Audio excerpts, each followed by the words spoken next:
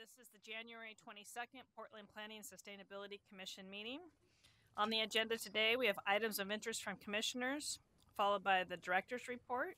Welcome, Eric, in the director's chair. That one will have the consent agenda, which is consideration of the minutes from January 8th. That will be followed by the historic code update project, which is a briefing, and that will then be followed by the bike parking code hearing, which is scheduled for 5:50.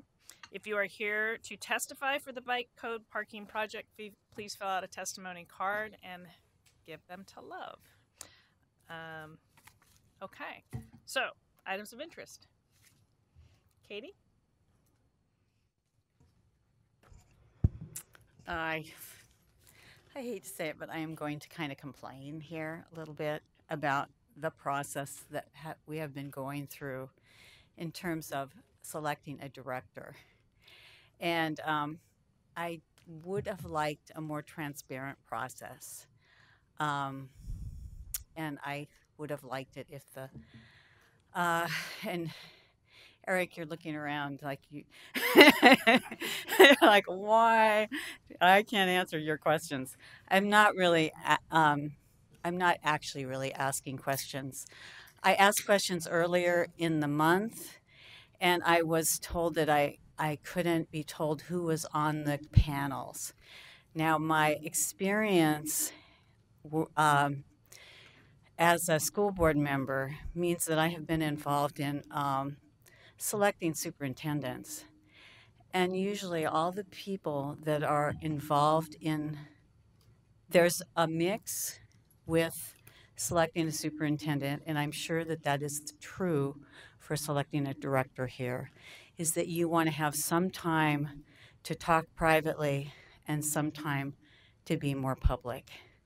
I would suggest that the process here is a little bit too much on the speaking internally and not enough of the external input from the community. So it seemed odd that I could not find out that information. And so I needed to say something about it. Do you feel you can address that at all? Okay. Your mic's not on. Your mic. I'll certainly pass those thoughts on to. Okay. Thank you. Great. Thank you very much. Are there other items of interest from commissioners at this time? I guess maybe just as a quick follow-up, and I probably can't say very much either, but you do know I was on one of the panels. Mike?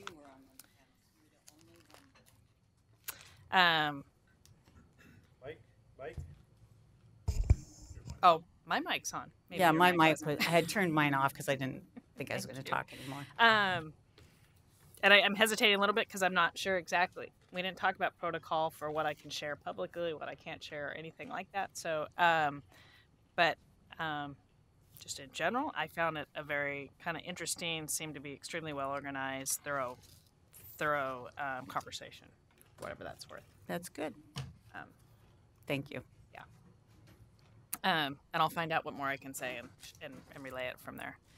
I think I would have liked it if we'd heard about the process before it started.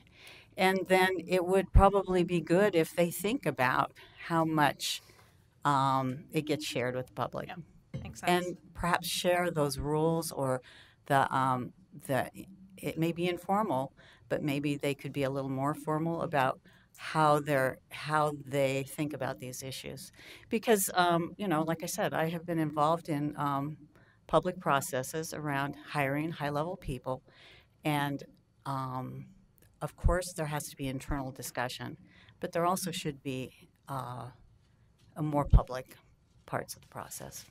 Out of curiosity, Katie, did when you reached out to find out who was on the panels, did you talk to Bureau of Human Resources? Who was it you reached out to? Joe Zender. Okay. Yeah. So I'm wondering. But, I mean, he wasn't interacting with them. I could have probably pursued it more, but I just thought I'd say it here. Yeah. Okay. Fair enough. I didn't see any other hands up for items of interest. Doesn't look like it. So director's report. Eric? And I'm just here to let you know that I'm filling in for Joe tonight. He's hard at work preparing for the Budget Advisory Committee that's coming up. So I'm here, and I will note just on that last topic that the VHR does keep it fairly confidential at this stage, and that's how they're approaching it. So, Cap, keep your mouth shut. Is that kind of what I'm reading through the lines? So noted.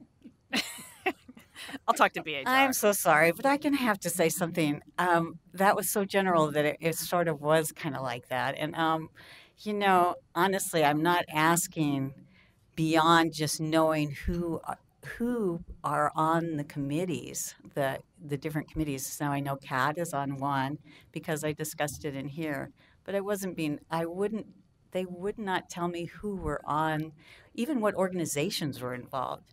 So it's just, it didn't seem like the right mix of public-private.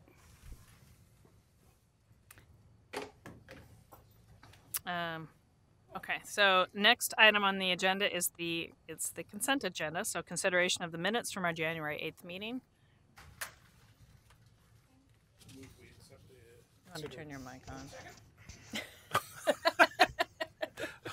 He was just getting his mic on. I move that we accept the minutes from January 8th, 2019 PSC meeting. Okay, thank you. Any questions on the minutes? No? All in favor? Aye. Any opposed? No? That was unanimous. Next item on the agenda is the Historic Code Update Project. This is a briefing. Thank you, Brandon. For those of you in the audience who are here to testify for the bicycle parking code, there are testimony cards to be filled out. Please fill out the cards and then bring them up to Love. And probably if you could, keep in mind that we will be limiting our testimony to 2 minutes. And I'll go ahead and get started as Love logs me in here. Great. Brandon Spencer-Hartle, the Bureau of Planning and Sustainability's Historic Resources Program Manager. I'm here tonight to provide you a briefing on the recently released discussion draft of the Historic Resources Code Project. For those who are in the room for the bike parking hearing, I will probably take my full allotted time if that's okay with the commission, so don't feel obligated to stay in the room.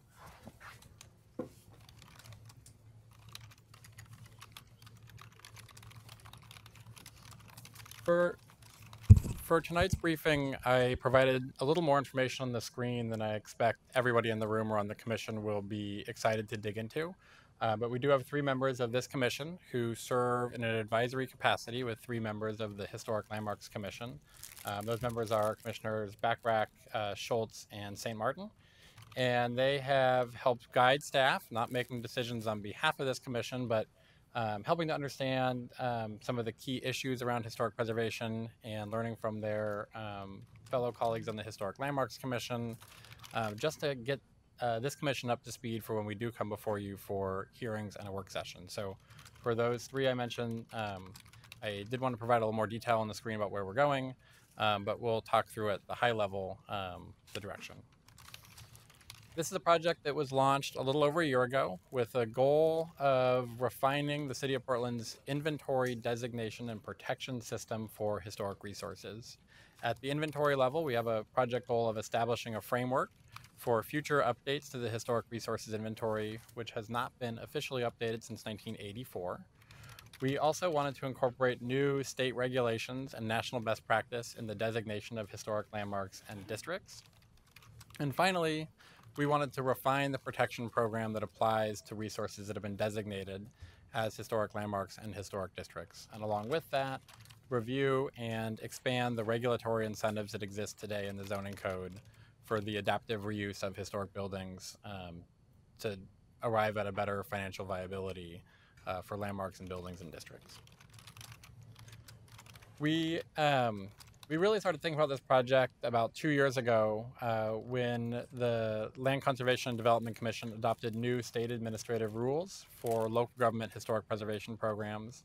I, in my current capacity, served on that rulemaking advisory committee to arrive at rules that better would allow the city to advance our comprehensive plan, our new comprehensive plan policies for historic resources.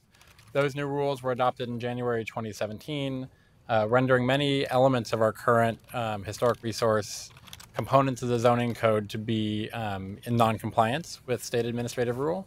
but also provided us some new opportunities, and I'll talk about that in a few minutes. For those who've been in the commission a long time, I think a year and a half or so ago, we came and briefed you on those changes, but I'll do a quick refresher in a minute.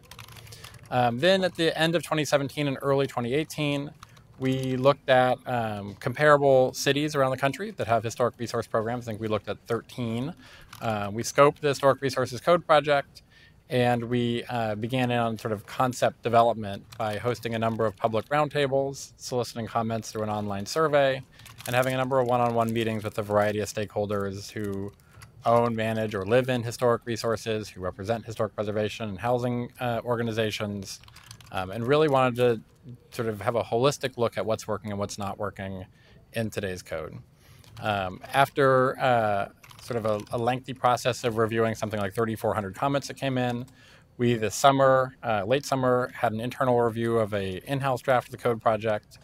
And after a review of lengthy comments from Bureau of Development Services and other partner bureaus, we released a discussion draft of the code on January 14th.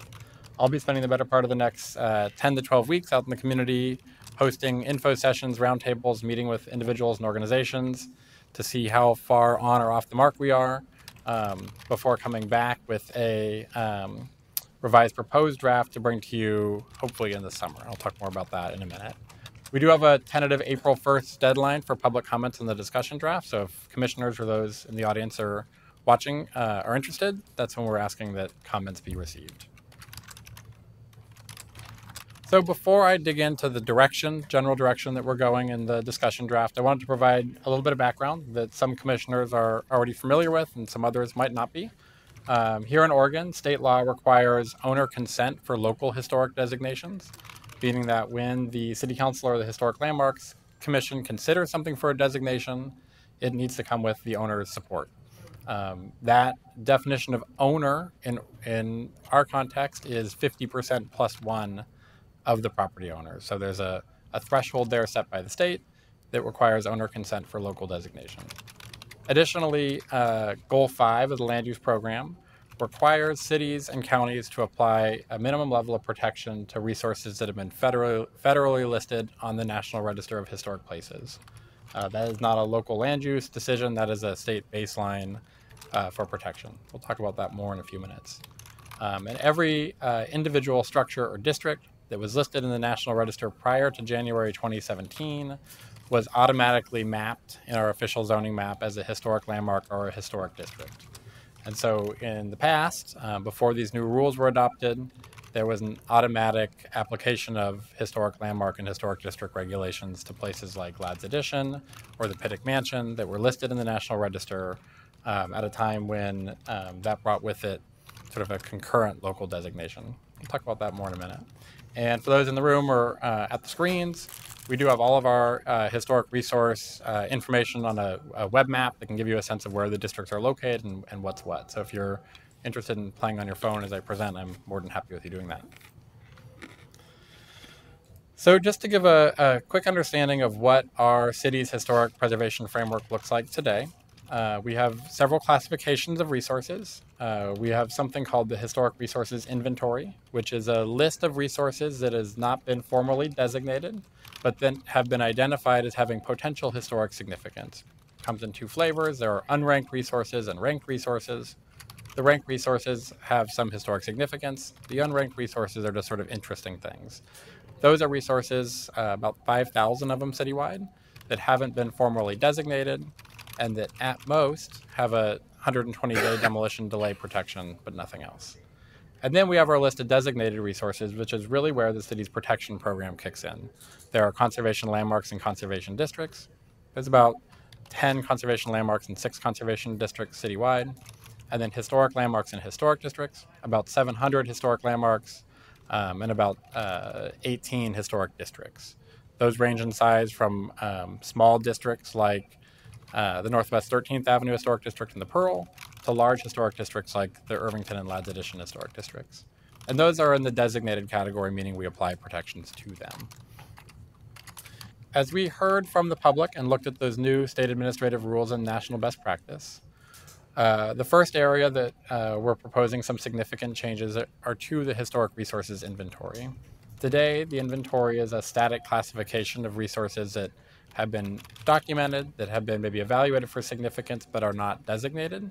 And that's caused quite a bit of confusion out in the public for things like historic landmarks or historic districts that are technically not on the inventory. And so we're proposing a few name changes that would, we think, add clarity and consistency with state administrative rule for the city's efforts in the future to document buildings and to make it clearer about how the Historic Resources Program works and what level of protection applies to different resource names. This change wouldn't affect any kind of protection that applies on properties. We would crosswalk old resources that used to be ranked and call those significant resources. But really, it's in an effort, changing these names is in an effort to allow BPS to, in the future, work with communities to document historic resources, to determine some of those resources to be significant through a legislative procedure, and then to build a framework that those significant resources could be low-hanging fruit for future designations. This is really aligned with comprehensive plan policies that expect us to update the inventory in the future. And before we begin that work, we think that there's some significant name change, language change that would better allow us to work with the community, better allow property owners to understand what the different classifications might mean for their resource. A couple of things here to note, and I won't go into too much detail. Today, those resources that are considered ranked on the inventory or in the future would be considered significant have a 120-day demolition delay requirement. We're proposing to keep that. That is in state rule, that if a resource is determined significant through a legislative procedure, that it has that demolition delay. But one change that we're proposing is today, owners who have significant resources that haven't been designated have the ability to come off of the list by right. And we're proposing to remove that by right removal option. This largely comes from a desire to have up-to-date information for research purposes and to require a public discussion when something is removed from the inventory so that we're not willy-nilly adding or removing things. Really, the purpose of studying resources and determining them to be significant is to be a broad community effort to understand historic places and to set the table for future designation conversations. That's where the protections really kick in, and that's where there's a sort of high bar in making sure that something is worthy of those protections. And so we're proposing several changes to how the local designation system works. Today, as I mentioned briefly, we have two flavors of historic designation. One is at the capital H historic level, and the other is a conservation level. And the idea there, and this goes back to the 1970s, is that having a two-tier designation option for historic resources provides the opportunity to best match a resource with the appropriate level of protections for that resource. When City Council created the conservation landmark and district concept, the idea was that would be less protected than historic landmarks and districts, and that might be more localized in significance. And so we're proposing to continue having those two-tier options that exist, but making some refinements to the qualities that might render something a historic landmark versus a conservation landmark, a historic district versus a conservation district. Really, the idea here is to create a small menu for when individual property owner is seeking a historic designation, or in the future, the City Council may be considering a new designation, that we have this menu to pick from for the protection program. We're proposing broader criteria for eligibility for designation that takes into account social, ethnic, gender, and cultural history. Many of our historic districts and landmarks today are significant for architecture, and that's great. But one thing we heard from the community was an emphasis on recognizing other areas of history in the designated historic resource docs. We really wanted to get those criteria sharpened so that could be possible in the future. And the last thing I'll say is up until 2017, and technically still in the zoning code today, though it's not compliant with state rule, those federal listings automatically became historic landmarks and districts. Because of that new state rule, and because we heard there's a lot of interest in moving the designation system and the protection program to local decision making, things that are listed in the National Register, that federal list, after January 2017, would get their own type of classification. So they'd be a National Register resource rather than a historic district. And that's really aimed at ensuring that when protections are applied to resources, that it be a local decision. And along those lines, we, in sort of the spirit of revising and reviving our local designation program, we're proposing a path for local designation. We have a quasi-judicial option for listing a historic or conservation landmark and a very small historic or conservation district when all owners are supportive. And that can be done quasi-judicially, meaning the Historic Landmarks Commission would be the decision maker. Or a legislative path for individual historic and conservation landmarks. Owner consent would be required, but it would let the City Council make a decision based upon a recommendation from the Landmarks Commission. But in the case of historic and conservation districts that don't have unanimous owner consent and or are larger than 16 properties, this commission would be the recommending body for the creation of those districts. Again, this wouldn't change the National Register designation, but it would mean in the future when a historic or conservation district were created that came with a protection program, which I'll describe in a minute, it would need to go before this commission before a City Council decision. And what that would look like in the sort of hierarchy is the historic resource inventory would be the master list of places that have been documented, determined significant, or designated as significant. We would keep that two-tier approach that we have today with some refinements, and really be looking to have a better process to add things to this list, and doing it in a way that would use language that was more consistent with what each of the categories is seeking to do. I'm going to pause there for a minute. My next section has to do with the protection regime that applies to these different things. But this is those changes are meaningful changes for future actions, so future updates to the historic resource inventory, future designations, and are really intended to arrive at a more inclusive and transparent process for when we decide to protect things as a community or when we decide to designate things. I'm going to pause there for any questions about that first mouthful. I see Eli raising his hand, so go ahead, Eli. Two questions. I'll just toss them out both. One of them is on the demo delay. What happens in case someone's modifying the exterior of a building? Just wondering whether that doesn't feel like a demo to me, but if it's treated like one, that might matter. And the other is if the Planning Commission has a role in a legislative process, would the criteria to establish new districts, is that also part of this code update? And admittedly, I've not read the discussion draft yet, because right now it doesn't include a lot of the things that we look at, like equity in creating districts. Is that part of this code update to update the evaluation criteria? So I'll start with the demolition question. Today, we have a demolition review and demolition delay, and we don't have a definition of demolition specific for historic resources.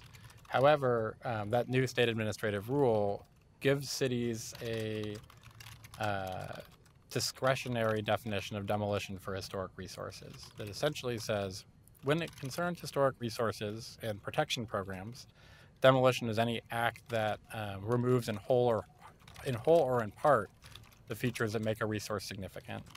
And so we need to figure out how to locally apply that. And so what you'll see in the discussion draft are a set of thresholds for when a demolition protection would be triggered for historic resources.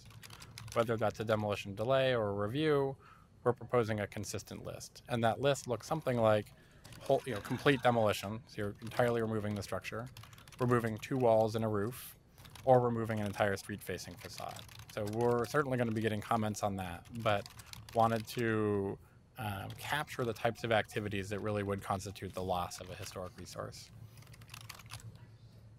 About your second question about the designation approval criteria, in a legislative process where this body were recommending to council the establishment of a district, you would be weighing the other goals and policies of the comprehensive plan in that discussion. So while the criteria for what makes a resource significant might be honed to, let's say, architectural history for a certain part of town, in deciding whether to create that district, we would be asking you to weigh how that stacks up with other adopted goals and policies or area plans. And so that would be the filter that you would apply as a required stop on the way to designation for a district. In the case of the individual landmarks, because they come up on a relatively frequent basis where an owner might be seeking a designation for financial incentives or other reasons, and because it would just be isolated to that one property, we did not, in the discussion draft, include the PSC as a required stop along the way. Any other questions? I have a question for you, Brandon. Yep. What's the logic behind the magic number of 16 properties to trigger quasi-judicial versus legislative? Yeah, good question. So we didn't want a quasi-judicial action to affect a large area of the city or a significant number of property owners. And what we thought, and this is not science, but a typical inner city or inner Portland block has 16 lots. And so our thinking was it's a city block, or it's 2 block faces that face each other. So 16 is, we're malleable on that number, but we wanted to start somewhere with the discussion. And one of the reasons why we wanted the quasi-judicial path for a small ensemble of resources was you might have a situation where one building historically has been divided townhouse style and might have multiple property owners, or you might have a small ensemble of, let's say, 3 Queen Annes in a row that together are something special, but individually might not be. And just thinking about providing that flexibility for things that are not a significant impact in terms of the area that's designated.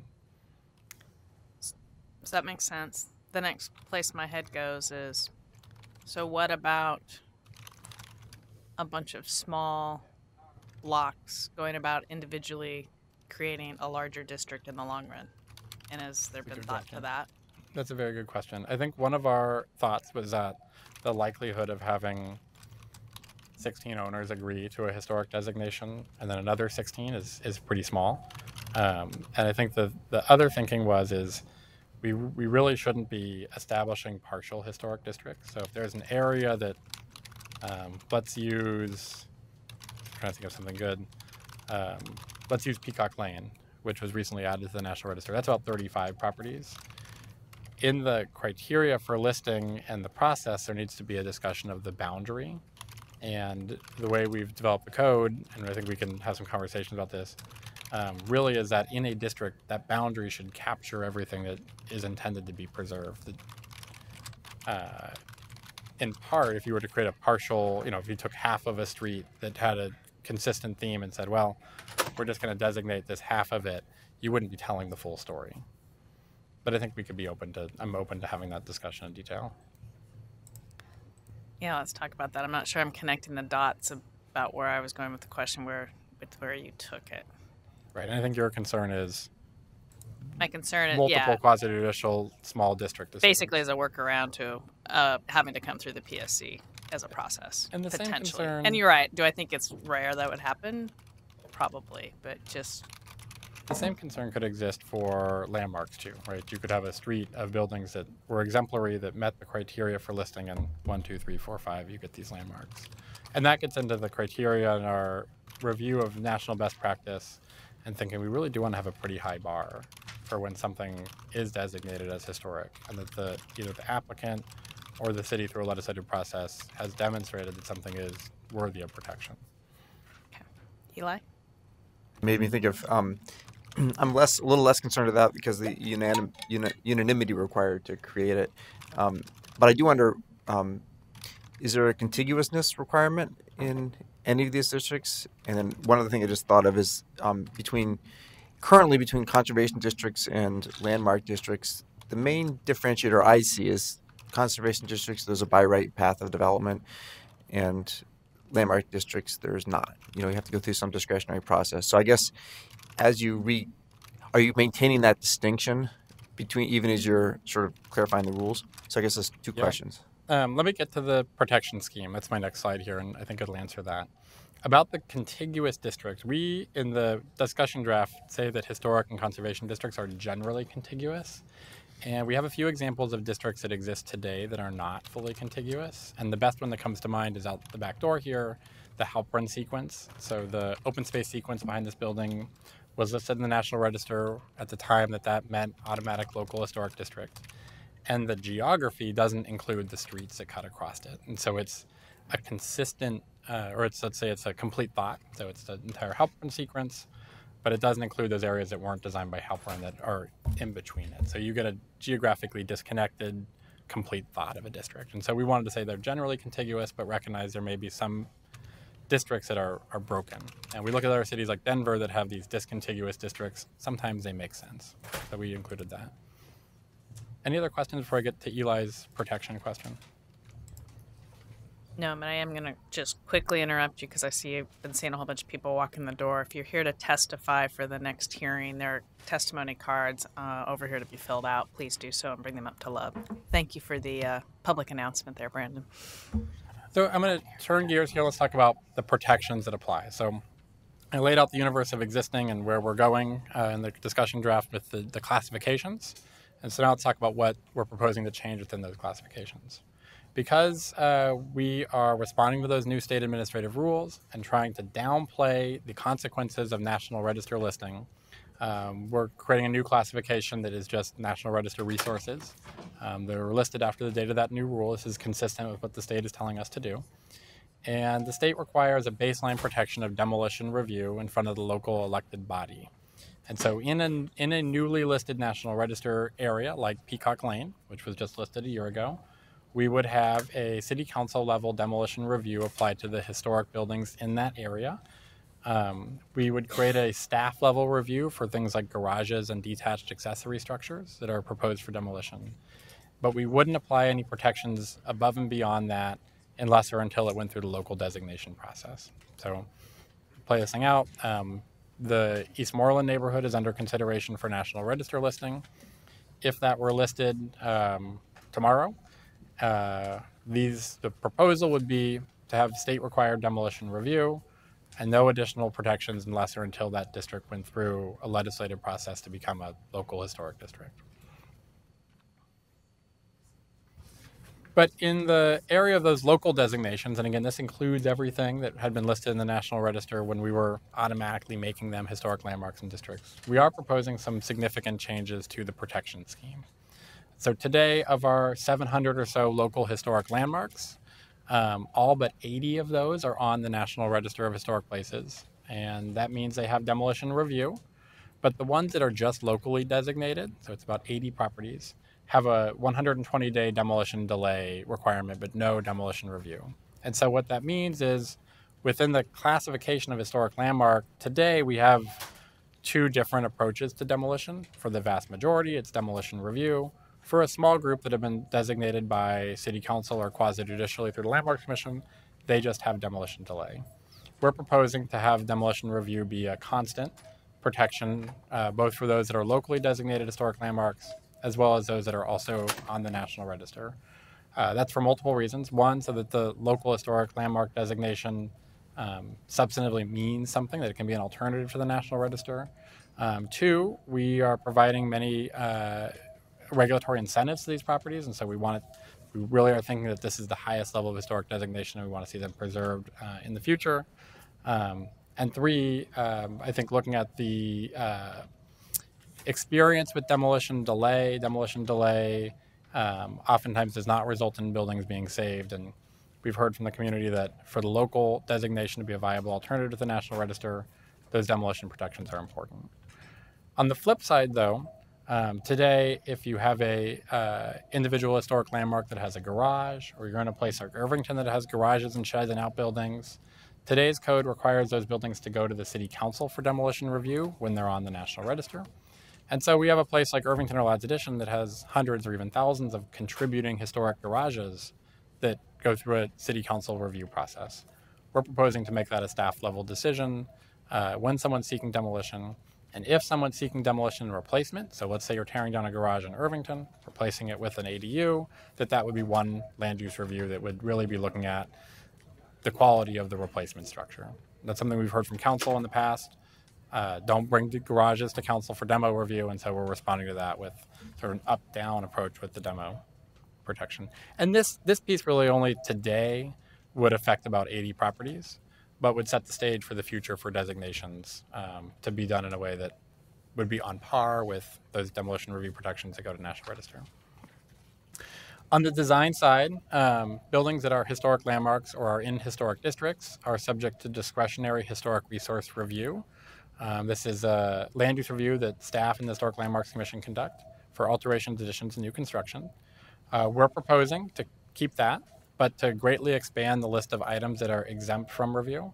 Things like small seismic straps on foundation walls, things like detached HVAC units, small additional vents, mechanical, electrical and plumbing tubes, hoses and pipes, driveway replacement, a long list of things that today are subject to review that really need not be subject to review. We're doing some refinement of the review type thresholds based upon feedback from Bureau of Development Services about type 1 reviews that end up being incredibly time consuming, or type 2 reviews that are much easier to review than they are. So we're working with Bureau of Development Services to refine the review type thresholds. And then for individual historic landmarks and historic districts that don't have design guidelines, we're proposing some minor adjustments to the approval criteria that apply for things like garage replacement and the compatibility of infill based upon sort of patterns and not necessarily the immediately adjacent properties. Minor details on that one. Where we're proposing probably the most significant regulatory change is in the conservation districts. So to Commissioner Spivak's point earlier, today in conservation districts, those historic contributing elements are subject to a 120-day demolition delay. What we've seen in the recent experience is that demolition delay doesn't necessarily prevent or stop or meaningfully address demolition. And I'll talk about the design piece in a minute. So what we're proposing, and I think we're looking forward to a robust discussion about this, is a staff level demolition review in conservation districts to have that option on the tiered list of designations mean a little bit more in protecting from demolition.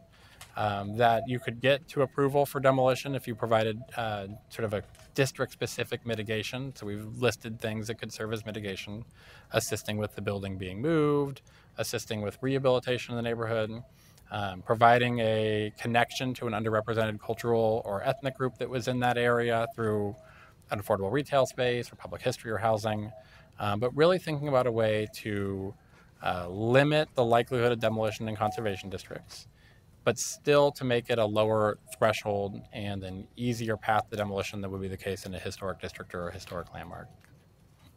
And that would be a significant change, both for the existing 6 conservation districts, as well as future conservation districts. But what we heard in public outreach last year was that the current demolition protections in conservation districts are,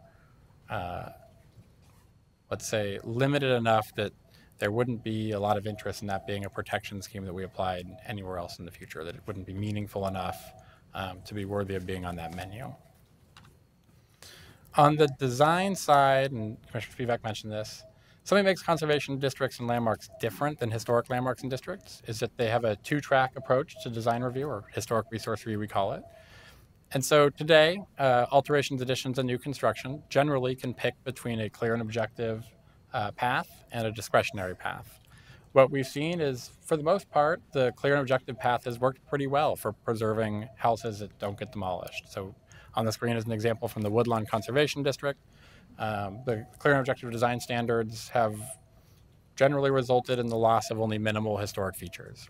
And so we think it's working pretty well for that lower tier.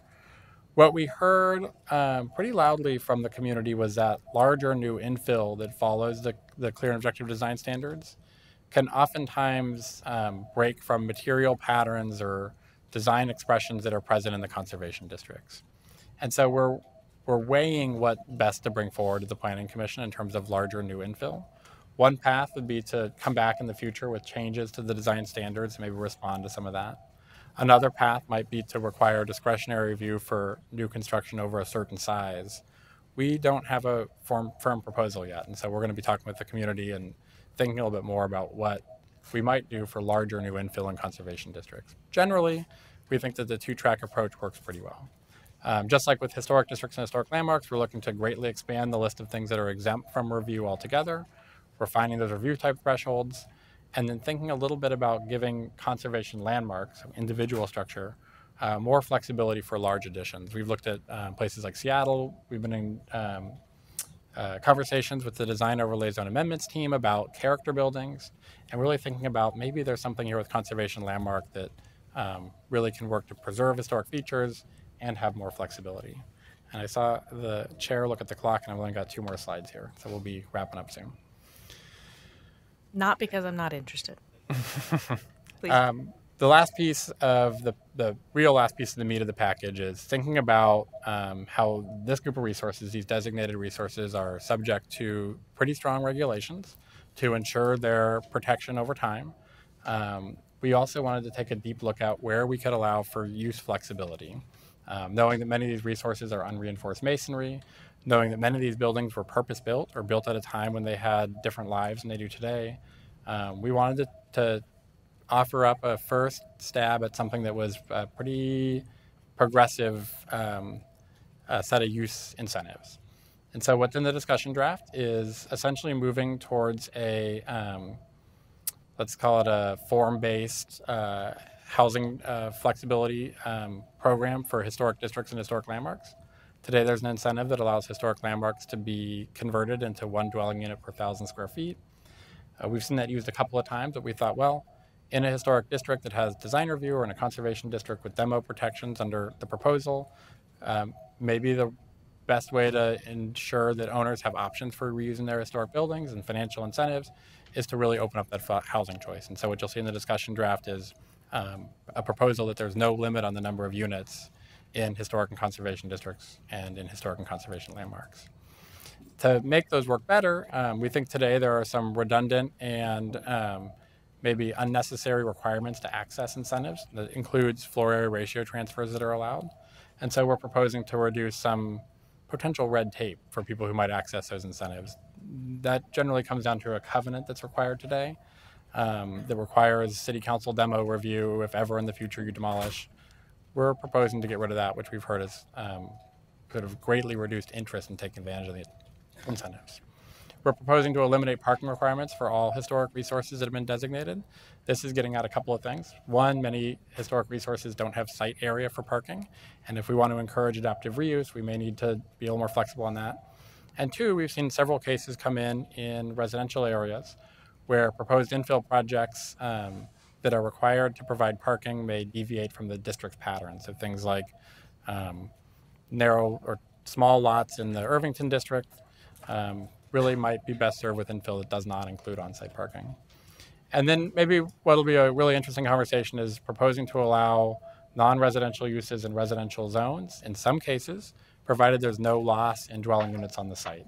So what we're really getting at here is buildings that maybe have outlived their usefulness as a place of worship or a fire station or a grocery store, but have historic significance, thinking about are there ways for us to let those buildings continue on to a new life. And so we've proposed something that I'm sure we're going to get a lot of feedback on that says let's open up some of these things for uses that may help preserve the resource. And last but not least, we've got a couple of sort of miscellaneous items related to the Historic Landmarks Commission's makeup for commission members, the annual report schedule, some powers and duties. These largely come from requests from the Bureau of Development Services about filling vacancies and having options, and looking at the new local designation processes and where the Landmarks Commission plays a role. And last but not least, thinking about processes to adjust boundaries for resources and sort of managing those places that we've decided to protect in a way that lets them be a little more nimble in the future when changes need to happen. So to sum it all up, sort of the high points for those who are newer to this historic resource conversation. The discussion draft includes sort of restructuring the inventory to let future work happen, limiting the land use consequences of National Register listing to just the state level requirements, sort of refining that 2-tier designation program, both the process for listing and the protections that apply for demolition and design, and then expanding use incentives. So where we go from here, we're out for review of the discussion draft. I'm happy to give any commissioner a copy that wants it. We will be doing outreach to organizations, individuals, potentially affected communities over the next couple of months. asking for comments back by April 1st. We are watching some legislative conversations that are happening in Salem that may make us rethink some of the proposals between now and the next draft if there's traction in Salem around some of those ideas. So we're watching that closely, but we will know by the beginning of summer whether something is going to change in Salem in time for us to put a proposed draft out for your review, maybe in 6 to 8 months. After that, we'll be on the City Council. So that is the end of the briefing. Can I answer any questions? Any questions? Andre? Excuse me. The comment about allowing, I'm going to use a church in a neighborhood to be now used for a commercial purpose. How's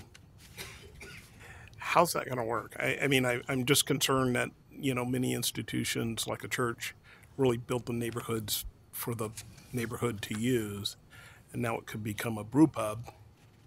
How does that work in the zoning component? Good Or how are questions. you thinking it's going to work? Good question. So we're thinking about two options. So let's use a hypothetical. Let's say there's a church in Southeast that's designated as a historic landmark, and the congregation membership decides they're selling the building. One option would be to use the building for a retail sales and service use, provided that it's open to people of all ages during all operating hours, provided that there's no, or that offsite impacts are mitigated, and that there's no loss of housing on the site. So that's potentially a big change for that building and what that building's been used for. We have another path that's sort of the ambitious path, which is if you're looking at sort of a major adaptive reuse, like let's say you wanted to turn that church into a major event center or a brew pub that was only open to people who are 21 and over during crazy hours. We're proposing to have a type 3 process in front of the hearings officer that ensures mitigation of offsite impacts. And so under both cases, it could lead to a pretty significant change in the use that's happening. But we're really trying to get at the challenge of that building might really want to be a non-residential use because it was purpose-built, maybe because the costs of rehabilitation are going to necessitate an income stream that could only come from a retail type use. I don't know that we've got the right balance in the discussion draft about mitigating for those offsite impacts and ensuring that we don't end up with buildings being used in ways that really do create neighborhood challenge. And that's where we're going to get some comments back that'll help us get on the right track. But we wanted to start the conversation with something that said, we know a lot of these buildings, if we're going to regulate them and if we're going to see them preserved, need economic opportunity. Just my concern is many of the places of worship, I don't know about many, but some of them may be from an ethnic background. And my experience is that at least church that my mom goes to, they're cash strapped, but they own a big lot. And a lot of developers stop by to buy the property. I would not want this to be a gentrification tool, and so some kind of displacement or something kind of analysis that would look at that and be sure that because a lot of institutions, worship institutions, have big parking lots, and rightly so, for their members. And I wouldn't want this to be used as a tool to displace those institutions. Yeah, point taken. One example, the Vancouver Avenue First Baptist Church was recently listed in the National Register during the time when that meant it became a historic landmark. And that institution took advantage of the existing floor area ratio transfer that exists. And so they sold all their unused FAR from the site, including an adjacent parking lot, to assist with building rehab building upgrades and a proposed small museum that they're looking at creating in the building. And so some of our thinking has been, point taken, some of our thinking has been, how can we give those institutions and those owners or users some economic benefit? Maybe, in some cases it could be, let's open a small coffee shop that's open 9 to 5 or something as a second income stream. But we've got some more work to do on that for sure. Are there any other questions? I have a quick question for you. Hopefully it's quick, Brandon. For all the just general question. Any structure that is going to be affected by the potential of demolition, review, or delay, do those all have the potential to get tax breaks or credits? That's a good question. So today, at the state and federal level, the only financial incentive programs that exist are for National Register listed resources. With some of these conversations, there has been an active conversation in Salem about rethinking how those financial incentives apply, and that maybe local designations ought to be a place that incentives apply. And so there are some ongoing conversations about whether or not we can move in that direction in the future. But today, to take advantage of the existing tax incentives, it requires National Register listing. Okay, thank you for clarifying. Go ahead, Teresa. Just a quick comment. I like the umbrella. That's a nice little metaphor. And then it's just really important as you go out into the community to hear what the community has to say and how they feel about our historic resources and that level of importance, and to bring that forward. So good luck on that. Thanks. Any other comments or questions? I'm not seeing any. Thank you, Brandon. Thanks Appreciate you taking the time. Thanks for the three of you who serve on our 3x3. Next item on the agenda is the bike parking code. This is a hearing. We'll be limiting our testimony to 2 minutes. If you are here to testify and have not yet filled out a testimony card, please do so, and then bring them up to Love.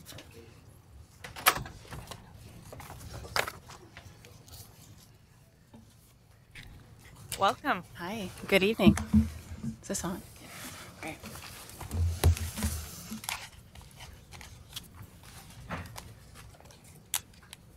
Excellent. Well, thank you for having us. My name is Sarah Figliozzi. I'm with the Portland Bureau of Transportation.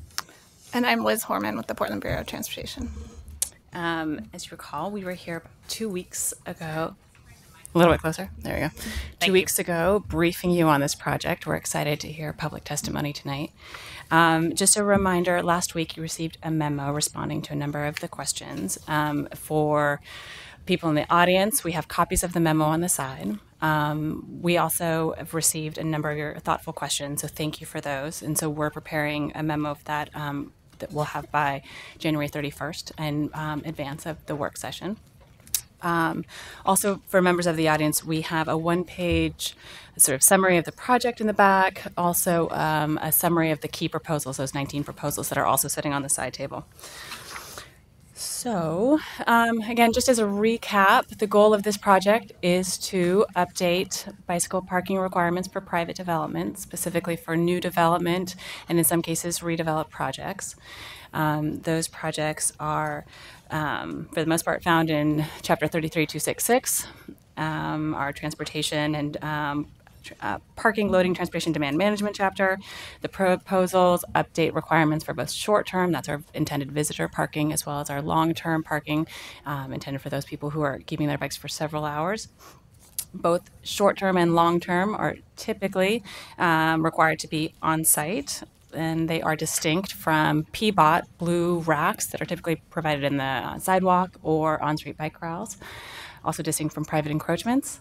And just finally, that these requirements apply across all zones, and they are determined by the use categories. So, very briefly, the major topics addressed by this project are looking at ensuring that the city is requiring adequate amount of bicycle parking for current and future tenants, looking at articulating the location options, as well as putting in requirements that bike parking is convenient, it's accessible, it is usable.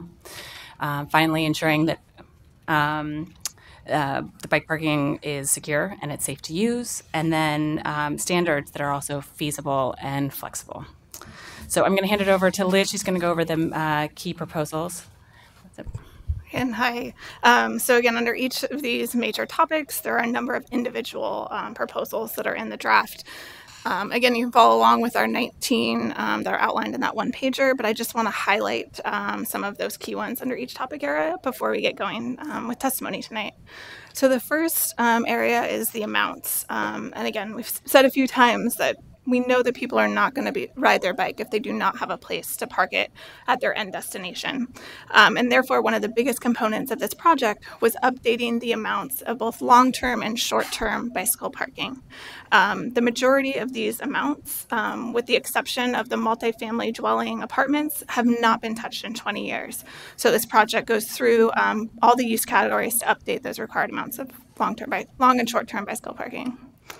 The next topic is on location. So these proposals detail a number of options for where long-term bicycle parking may be provided. Staff have observed and talked to a number of people where ground floor roll-up access bike rooms are really the ones that are most used. However, the proposal details a number of different locations that long-term bicycle parking can be located to recognize recognize that each of these projects are unique and different, and to provide flexibility of where long-term can be provided. There are also specific proposals around the provision of long-term bicycle parking in a residential unit, as well as some affordable housing exemptions around that in-unit bicycle parking. So the next topic is around usability. So our current code requirements are really fine for able-bodied Portlanders who ride lightweight two-wheel bicycles, but it excludes a number of Portlanders and their biking needs. So therefore, a number of proposals focus on usability of the bike rack and including standards. So not everyone has to lift their bike up onto a wall rack or lift their bike up onto a second tier of a double-decker bicycle parking rack, and some requirements around providing provision for larger bicycle parking spaces for bikes like recumbents, tricycles, and more family-style bikes that we're seeing in Portland. So the next topic area, security. From our outreach, we've really heard that bike theft and the issue of bike security was one of the #1 concerns from Portlanders. And therefore, the proposals look to focus on that long-term bicycle parking should be provided in restricted access rooms or areas. There are also proposals around lighting and sort of personal safety for access to long-term bicycle parking. So the final piece, this code project gave staff the opportunity to streamline a number of components, like codifying standards for space-saving racks. There are also a number of proposals that look to add a level of flexibility in projects, including exempting bike room space from FAR calculations and removing the all-or-nothing aspect of the short-term bicycle parking fund. So that was just a very quick overview of those proposals. But before wrapping up, I just want to outline some of the things we're hearing about this project and some of what you're likely to hear today in testimony. So first, there has been a lot of positive feedback that this project is necessary and important for Portland to meet its climate change and its transportation goals, and that the proposals seem well aligned in helping move us in that direction. The second topic we've been hearing a lot about is around in-unit bicycle parking. And people are providing sort of their perspective and testimony on a spectrum of responses from that this type of parking in-unit is completely unusable and is leading to people not biking. But on the other hand, people that think that projects should be afforded that flexibility to decide how much bicycle parking should be provided in unit and how much should be provided outside of the unit. We're also hearing on what the potential impacts of this project will be on affordable housing projects. Again, we're hearing feedback that bicycle parking is a very important for supporting affordable transportation options and for everyone, and that especially this is important for people that live in regulated affordable housing. But there are also concerns being expressed about how to balance supporting that low-cost transportation option with the overwhelming need for more housing and especially regulated affordable housing within the city. So we're also hearing from a number of people and people within the development community, developers and architects, that there's a strong desire for flexibility with implementation because each development is so unique, and that there's also that the market should really be driving bicycle parking. And staff do acknowledge that there are a lot of zoning code standards that must be met on each project. But letting this market decide, we've seen already with some of our weaker code standards, This have resulted in higher amounts and higher quality bicycle parking only being provided in certain Class A office buildings in the central city or in luxury apartments, and that in many cases there's an extreme deficiency in bicycle parking in other areas around the city, and they're really not serving all Portlanders. So the final piece that we are hearing about is that there have been a number of comments that request more detail and more specificity when it comes to the bicycle parking code. We're hearing about wanting, rack design that can accommodate fenders and some really detailed pieces. And this project is really looking to try to balance that detail while reducing the code complexity for our applicants as well as our reviewing bureaus. So that really concludes what we wanted to present for you today. We can answer any additional questions, but otherwise, we'd love to hand it over to people to testify. Are there any questions? Yes, go ahead, Jeff. I'll try to make this brief because I know people want to testify. Thank you for the history on mode splits. And it's apparent that it's sort of flatlined. It has not been increasing for quite a while. Is the expectation that more and better parking is going to move the dial on this? Or is the expectation that other things the city is doing will increase mode split for bikes and therefore will need this extra capacity? So it's sort of where's the dog and the tail in this? And I guess, and maybe you could premise it by why do you think it's flatlined? City's been investing in bike infrastructure. We've been adopting policies to discourage car commuting, and yet we're not seeing bikes increasing. Why do you think that is? Let's see. Well, I mean, I think we want to give a more detailed answer and come back and be able to provide additional information from our bicycle coordinator and from our other staff. And so we will do that. I think generally, though, in terms of the question about bike parking and infrastructure, we know that they need to go hand in hand. And there is no belief that bike parking is going to carry it on its own.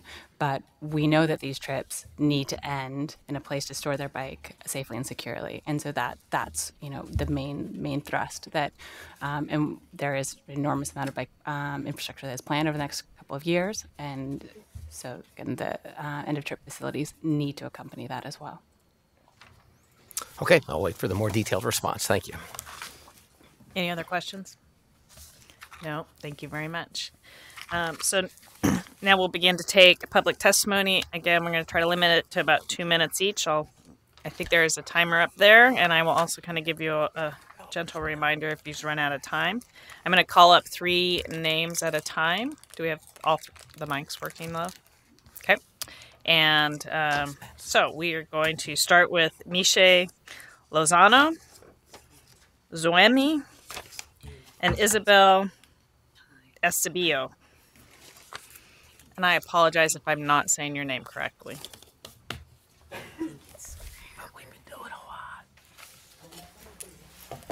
Are you providing interpretation?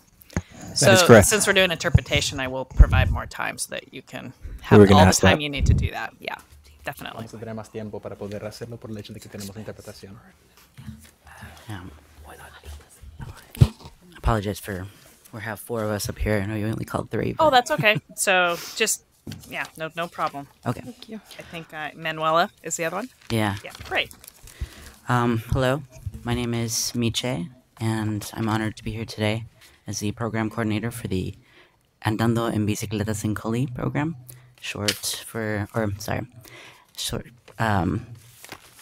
we go by ABC. It's a really long name. We're a Latinx-led cycling organization that has been around for about 10 years. The Community Cycling Center has partnered with ABC to help provide this dedicated group of cyclists with bike parking solutions. And after 3 years of advocacy, we obtained bike storage solutions for 10 members of the community living in Hacienda CDC, Community Development Center. Still, there is not sufficient long-term bike storage for all. Many members of our community are denied access to long-term safe bike storage. Recently, I had my bike stolen over the holidays, but I'm not the only one with issues to safe bike storage and transportation. In the Community Cycling Center's report, Understanding Barriers to Cycling, it was discovered that nearly 60% of Latinx or Hispanic populations surveyed reported they did not have access to safe long-term bike storage. Not having access to a safe bike storage close to home and close to home and work creates barriers that affects those who are most vulnerable in our community. Please consider the effects these policies have on future populations and the environment. And I'll let one of our members from ABC come after me. Thank you. Thank you, Miche. ¿Quiere empezar? Sí, ahí con el micrófono. Bueno, sí. Buenas tardes, me llamo Manuela Interian. Good evening. My name is Manuela Interian. Tengo cuatro hijos y para mi familia es importante tener bicicletas para tener acceso a las tiendas cercanas, escuelas y solo para salir a dar vueltas. I have 4 children, and for my family, it's important to have bicycles in order to be able to get to local stores, to the school, Para salir a... and also to be able to just go out for a spin. Y para que mis hijos estén más activos, ya que la tecnología ha sido una de las distracciones principales en nuestros niños. And so that my children are able to be more active, given that technology is one of the things that Principales distracciones. has been a principal distraction for the kids. En el pasado tuve problemas con una manager en los apartamentos, In the En past, lo- I had a problem with one of the managers in the apartments en las que yo vivo porque ellos no permiten bicicletas en los apartamentos. where I live because they do not permit bicycles in the apartments. Ella me pidió que tirara mis bicicletas She asked me to throw out the bikes. y yo le dije que no voy a tirar mis bicicletas. I told her I would not be throwing my bikes out. Tuve un pequeño debate con la manager general porque ella no quería que yo tuviera acceso a dejar mis bicicletas en casa. I had a small debate with the general manager because she did not want to be letting me to have my bicycles inside of the apartment. Y entonces yo le dije que yo llegaría hasta donde tenía que llegar con tal de tener mis bicicletas y a mis hijos activos. And so I told her I would get to wherever I needed to go such that I was able to have my bicycles and have my children be active. Entonces ella me dijo que está bien. And so Puedo she told me it tener was mis fine, bicicletas. that I could have the bicycles. Como madre, para nosotros es muy importante tener un parqueadero seguro y digno para todos nosotros y para nuestra comunidad. As a mother, it's important that we have a place for our bicycles that is safe and secure for our children and for our community. Y me gustaría que ustedes nos escuchen nuestra voz y por favor nos permitan que en los próximos apartamentos o diseños que ustedes elijan por favor también un espacio para tener un parqueadero digno y seguro para toda la comunidad.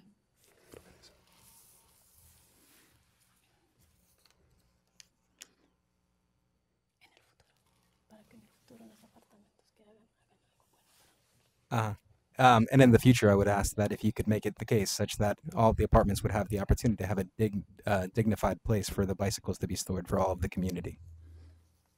Thank you. Before you leave, you ask her to read her name in for the record. Gracias. Antes que se vaya, ¿sería posible que lea su nombre otra vez para ponerlo en el archivo? Manuela Interian. Thank you, Manuela. Muchas gracias, Manuela. Muy buenas tardes. Good evening. Mi nombre es Suemi Tus. My name is Wemi Dus. Yo soy madre de 3 hijos I'm a mother of 3 children. y para mí es importante que tengamos un espacio para bicicletas. And for me, it's important that we have a space for our bicycles. El año pasado me robaron mis bicicletas, los de mis hijos. Last year, they robbed my bicycle and the ones of my children as well. He vivido allí en el vecindario como unos 5 años y constante nos roban las bicicletas a todos los de allá de la comunidad. And I've been living in that neighborhood for 5 years, and constantly they rob bicycles from us and from everyone in the community. Y por favor me gustaría que tomen en cuenta que pongan un espacio para bicicletas. And please, I would ask that you take into consideration that you make a space for the bicycles. Mis niños quedaron bien tristes cuando un día salieron y no miraron su bicicleta. My children were really sad when they left one day and saw there weren't any bicycles there. Y pues hasta ahora no tengo bicicleta para mis niños. And well, up till now, I don't have a bicycle for my kids. Sí, y las bicicletas es muy importante para nuestros hijos. The bicycles are really important for our children. Gracias. Thank you. Thank you. Thank you. So was Isabel going to testify? Mi nombre es Isabel.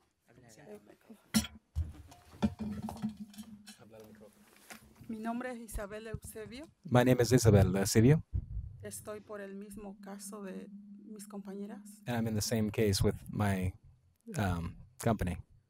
Que a mi hijo años atrás le robaron su bicicleta también. That my son, years ago, they robbed his bicycle from him as well. Y hasta ahora mi hijo no tiene bicicleta. Until now, my child still doesn't have a bicycle. Es todo, gracias. That's everything. Thank you. Thank you very much, Isabel. Next, we'll have Jonathan Ling, Seth Alford, and Sam Rodriguez.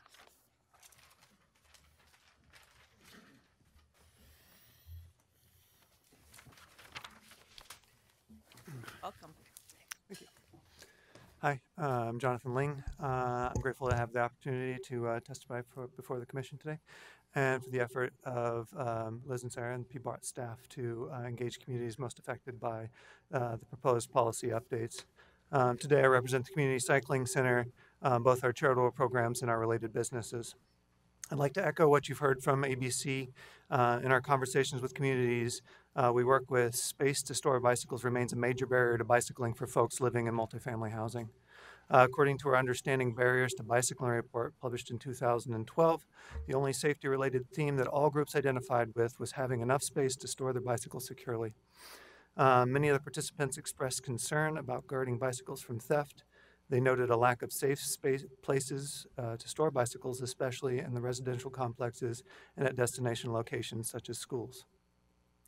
A total of 35% of all those polled of the 3 culturally specific groups noted that secure storage was a major barrier to using bicycles as part of how they get around Portland. As a business, we have an obvious interest in more folks having access to bicycling as an option for their mode share. As density increases in our city, folks more and more will need to find alternatives to single occupancy vehicles. The bicycle industry is a sizable and growing portion of Portland's business community. As you can see in the Peloton and other bicycle-friendly developments, a thriving bicycle economy and infrastructure adds to the value of properties. We'd like to see developers doing their share to retain the unique character of Portland that is drawing their renters and buyers. Solving this problem of bike storage is critical if we are serious about meeting various city policies adopted in the comprehensive plan, from mode share goals to climate change and equity goals. Thank you. Thank you, Jonathan. That's a question, Chair. Yes, go ahead, Jeff. Thank you for your testimony. The proposed regulations are not going to do anything to help the bike security problem in existing multifamily buildings. It's prospective. Yes. Is your group working on some ideas, some programs to address the problem we've been hearing about security in multifamily? Absolutely, yes. We do quickly, that. A couple of programs maybe that are effective, or yeah. So we do have several programs that are looking at that. We have to work with the property managers and the property owners and the development staff to figure all of that out.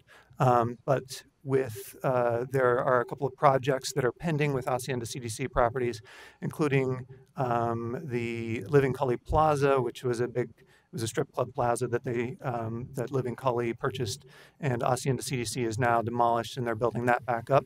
And following that, there is a large swath of Hacienda CDC apartments that are, as part of the funding for that project, those buildings are going to be demolished too. And so there's going to be new construction that's going to directly affect a large percentage of the folks that we work with.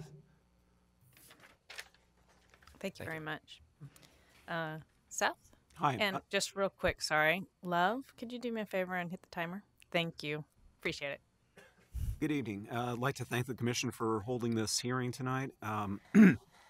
My name is Seth Alford, I did submit testimony online. I want to emphasize a couple of points that I made in that online testimony, and to make sure that you hear that this is important.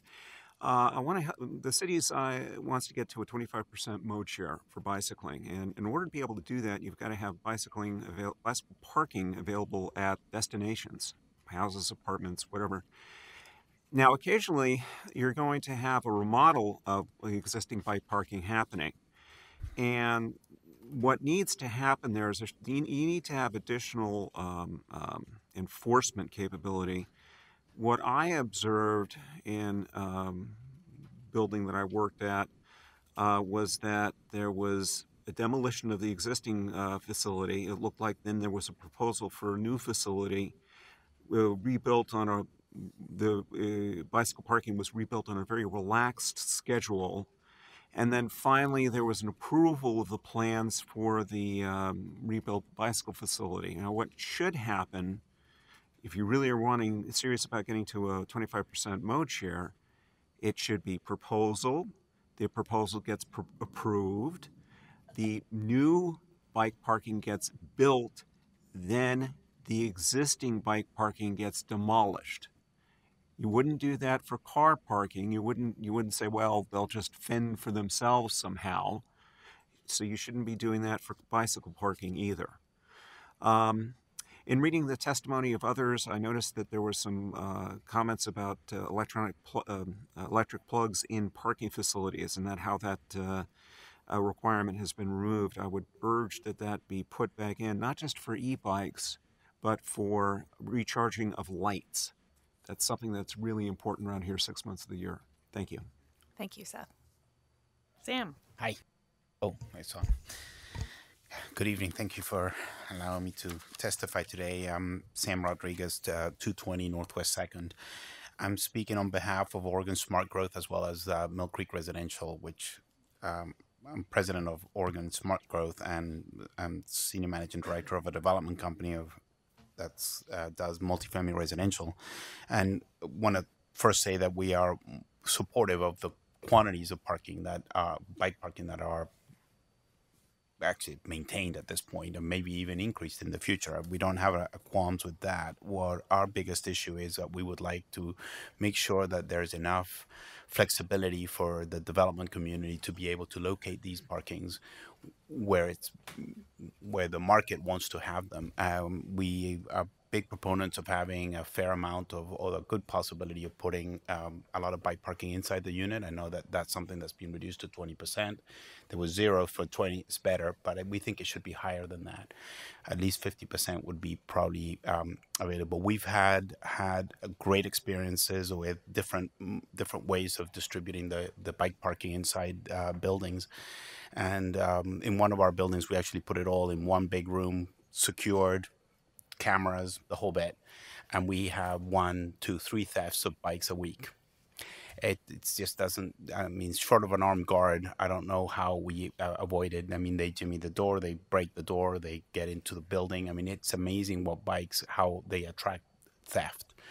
And no matter how many videos and how the quality of the videos, and we've changed cameras, angles, everything, the police won't do anything. They just don't have the resources to actually act on this information. So you have to have your serial number, you give it to them. If they find it, great. If they don't, tough. So we're dealing with insurance companies every day. So we truly believe that their ability to put some of these bikes in the units is actually a safer place. And we actually disagree with PBOT that necessarily the having the bike inside the unit deters from using it. Actually, a lot of people, you could ask, it goes both ways. Some people say some things and some people say the other way. So I think it's important to be able to give the opportunity for the development community to place this. The quantity is great. The electric bike parking, absolutely necessary. All of these things are fantastic. We just need to be able to place them in the right place. I see my red light. Madam Chair, if I may. Yeah, and I will follow with the question as well. Go ahead, Chris. So to the issue of bikes and units, first is to the police bureau. Portland Police actually has a bike theft task force, so sure. It's been getting a lot of attention. And I know in an individual case there may be limited ways to follow up, but it's been identified as a key issue. To bikes and units, first in the economics, bike room FAR is going to be free. If you put the bike in the unit, whatever space it takes is going to come out of your FAR for the building. How does that change the economics for you? Well, it's really more an issue of well, two things. I mean, obviously, if you're having to build a dedicated, I mean, we believe in a mix. We don't believe that. We believe that we need to serve a wider community. Hence, there's people who want to put it in their units. There's people who want to put it in the air. It's a big 1.5 bikes per unit. It's a fairly healthy quantity of bikes, and if we have to put it all in a ground floor, or which, by the way, it's a whole design review issue. That we discussion that we could also have, but if you or a basement or a dedicated space inside in the middle of the building is space that you have to build, and all of a sudden it's not necessarily there's no NOI being generated by that space, but you still have to build it. By being able to segregate it, I mean, the unit gets a little bigger. We have to put it in a place that is usable, and there's rules for that we have to still follow. Well, but there aren't rules, and that's been part of the issue, is that people put hooks over beds over the dining room table. So would you be open to us putting rules in the code that define in-unit space so it was definitely usable? We have rules. I mean, we actually put in our plans the actual space that is being taken, and not unlike we do with ADA or FHA issues. So there is it's not you. We don't just say, hey, there's a bike in the unit. We have to locate the location of the hangar, and actually put the space that it's taken, so that someone can see that it's a usable space or not a usable space. Okay. And you don't have issues with bikes in the hallways and mud and dirt? No, I mean, it's something that we actually, the reason that we did put that one big, secure bike room with bike repairs and all those great stuff was precisely because we thought, oh, this is great. We'll avoid people bringing their muddy bikes into the units, into the corridors. And we feel that at the end of the day, it's not that big of a deal. It's not that much damage that's being caused, and more damage is caused to the tenants by putting their bikes. So at the end of the day, what ends up happening is the bike room is empty or partially empty. Maybe if you have a very cheap bike, you might put it there, but hardly anybody wants to put their bike there because they're getting stolen. So they put them in the units anyway. So now we're trying to find places to put, because the units weren't designed to have the bikes hooks in them. So now we have to find backing and put, when requested, we put them in because people want to have their bikes in their units. Thank you very much. Andre. To follow up on Chris's question, I think my concern is, can you design them well in a unit so that they're actually usable? And from that standpoint, what we've seen from a commission standpoint is poor design, hook over a bed or something. And so we're trying to get to, if they're designed well, and I think you're saying you can, then you can have a mix. But can you, I mean, it's a regulatory issue to design it well from our standpoint. And that's kind of the crux of the issue here. If we tell you 3 feet, 5 feet, 10 feet, we're going to get into your business a little bit, and that's the only way we can design it well. So I'm going to jump in there because my question is going to piggyback on that. And it's to this notion of how do we write into the code that the area that's allotted for the bike clearance doesn't end up being a compromise between, let's say, a twin bed and a double bed. So one notion that I've had in my head is to say, you can have your bike parking anywhere but the living room, the bedroom, the kitchen, the bathroom. And you have to have the designated clearance around it, right? So what it's going to force the development community to think about is, are you going to build storage or a nook within, let's say, off a hallway within the unit to fit that or accommodate that bike? So reactions to that? I mean, again, I think it should be, the quality of the product is going to be the quality of the product. So, I mean, I truly believe that we are all trying to build the best product possible in order to have the best economic results from that product. to impose additional regulations of you can't have it here, you can't have it there, you can't have it on the ceiling. I mean, there's many ways you can hang a bike. There's many ways to do it. There's hooks that go in this direction. There's hook that goes in this direction. I mean, there's different ways to do this. And where do you put it? I mean, it's, I would not want any regulations on that. No. I figured you wouldn't. The issue is, would love your thoughts at another time, perhaps, or in testimony as to how, if we're going to allow more bikes in the units, to make sure that they're put into place that an individual isn't stuck between a compromise of having a bed or a bike. And that's what we're seeing.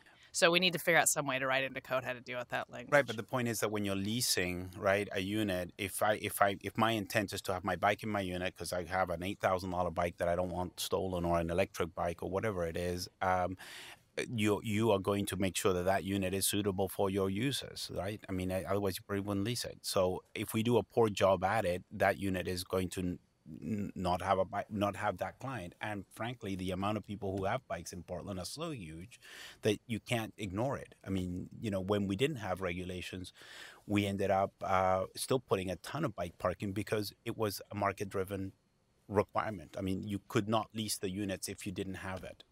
So thank you. It looked like Jeff was trying to jump in. Sorry. I'll be brief. Your recent buildings, can you give us your experience with covered bike parking or biking rooms? Utilization, are they full, half full? What's been the experience? Well, that's, we have multiple options. I mean, one, for example, on our Belmont deal, we have a combination. We have both in the units and in a special room locked with cameras, the whole bit. And we have less bikes parked in the room than we have in the units.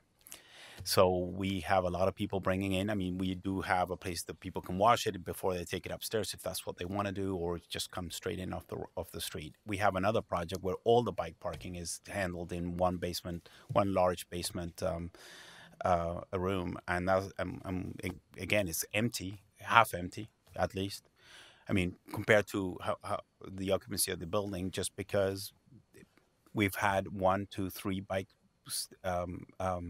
thefts almost every week. And yes, there is a program with the Portland police, and you call them, you give them the video, but nobody goes and searches for these people. I mean, they don't do it's not Law and Order. They don't do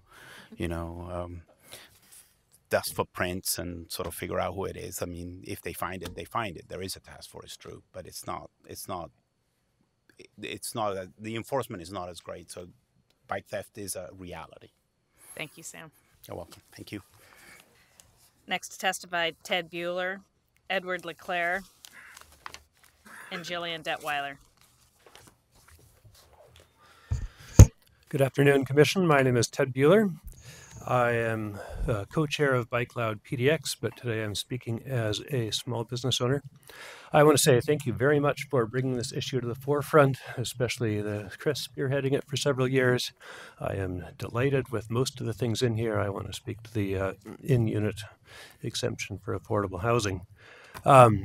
I was on the Boise Neighborhood Land Use and Transportation Committee at the beginning of this building boom 7 years ago, and we had various people coming through proposing to build apartments, and I would raise my hand and say, what does the bicycle parking look like, and how are you going to make it work?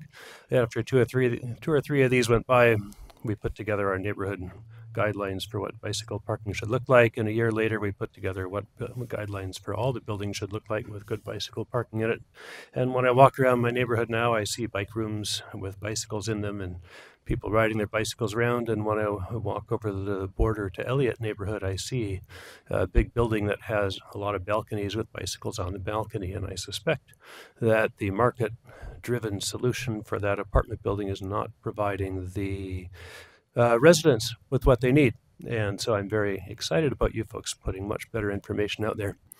I own a house and I rent out bedrooms. It's my business. And back in 2011, 2012, when bicycling was still exciting and the New York Times was reporting on Portland and bicycling, and there was a certain amount of pizzazz about bicycling, they reported a couple in Portland builds bike room in their house. That's how much Portlanders love bicycles. They built this new house with a room, and it had a picture of it, and it looked kind of like a laundry room with a bunch of road bikes stacked on one end. And I thought, we can do better. I can do better. And so I cleared out a whole section of the basement and I put in bike hooks at alternating up and down levels, and some at 24-inch spacings for people that had rear view mirrors and wide handlebars, and some at 16-inch spacings for people that didn't.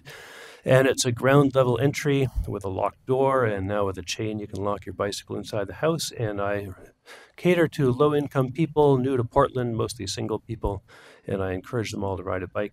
And people can roll their bicycle into the house, into the basement, roll it to their biking spot, and park it there and lock it if they like. And that's key to somebody being able to rely on their bicycle for transportation, is having good walk-in parking that you can stick your bicycle in and you can hang it up, and you don't need to worry about this or that. You don't need to worry about dribbling on the carpet. You don't need to worry about it being out in the rain and slowly dissolving and somebody stealing your lights. I encourage you guys to take maximum steps to have developers put in indoor secure bicycle parking in a separate area. Thank you. Thank you, Ted. Good evening. My name is Edward LeClaire. I'm really excited that you're all doing this and that there is this movement to have a new parking code. We desperately, desperately need it. I did supply written testimony, but I want to focus about schools. I brought up my helmet because it says walk and bike, and I've got a lot of stickers here. I have kids. I bike with them regularly. I work a lot with my kids' schools, and it is a fight to get enough bike parking. It's ridiculous. At the one kid's elementary school, and I'm not going to name names here, but in the spring and on sunny days, there's not enough bike parking. Bikes are locked up to guy wires, to utility poles, and chunks of the fence. And there's not a reason for that. If we really want to have 25% mode share, we need to be starting with the next generation, and we need to be doing it now, not in 10 or 15 years when they build a new school based on this code. We need to be doing it now. My other kid's at middle school, and I've been trying to get the principal to get the free bike racks that are available to him from the city, and there's not enough bike parking there either. This code is a great step in the right direction, but a lot of what I'm hearing, and based on the questions, is, well, what can we do? Is don't make it only prospective based on future development. Put something in there that says we're going to hold you to these standards in 5 years or 10 years, or we can extend it. And I will leave it at that, and thank you all for your efforts. Thank you, Edward. Jillian. Hi, I'm Jillian Detweiler. I'm the Executive Director of the Street Trust, and I would also like to thank the Commission for all the time that you put in to make this a great city. I'm here today to urge you to adopt these changes to the bike parking code. I can understand frustration trying to put together what's our strategy to get to 25% mode split. And I want to remind us that's a means to an end. It's about a thriving city. It's about a city that is contributing to addressing climate change. It's about giving people choices. Even at maintaining 7% in a growing city, that means we have many more people riding bikes. And I am confident that we will increase our mode split. We've got to have bike parking to do that. We've got great investments in safe and convenient infrastructure facilities going in. The Street Trust is a partner in providing encouragement programs like the Bike More Challenge, which had 2,000 new riders last year. We have a women bike program that is actively answering women's questions and reservations about cycling. We have an access to cycling program in which we have a contract with Rose Community Development Corporation, and we are providing them with funding to install new bike parking, to provide bike kits and other incentives for their residents. I think we also have some really exciting pricing mechanisms on the horizon with congestion pricing, with the Clean Energy Jobs program that the state is going to be considering. I hear concerns about detailed standards, and those are coming from the fact that as many ways as there are to make good bike parking, there are like 1,000 ways to make really bad bike parking, and we confront that all of the time. I would be interested in following up with Sam and touring his facilities to see what might be done about the security. I do hope we can come to a better place on affordable housing. It's, most households' second largest expense. As you heard from ABC, it's a great way for people of low income to get around, and they have much fewer choices in this market for places to live. And, in this market generally, there's so many people for whom the market isn't functioning, and getting to choose good bike parking isn't really an option that they can exercise. Thank you. Thank you, Jillian. Can I jump in? I apologize. Sure. I'll try to limit my questions, but Jillian is such a wonderful resource to this city, and she's done, in all her roles, she's been a great asset. So I'll put you on the spot a little bit, Jillian. One of the issues I'm wrestling with from a larger policy perspective is housing versus more regulation that cuts into housing. And we've got a lot of letters in the record from, I would say, thoughtful developers, large and small, recognizing this will have a cost. It will increase the cost of housing. It will cut back on the quantity of housing. How do I balance that? How does a planning commissioner balance what regulations are worth a negative impact to housing and which regulations, they're nice. We have a lot of great ideas, but sometimes they have to take a second place to our housing crisis. And I know your background in affordable housing and all policy matters. Help me. How would I approach analyzing the cost impact analysis of the parking regulations on housing?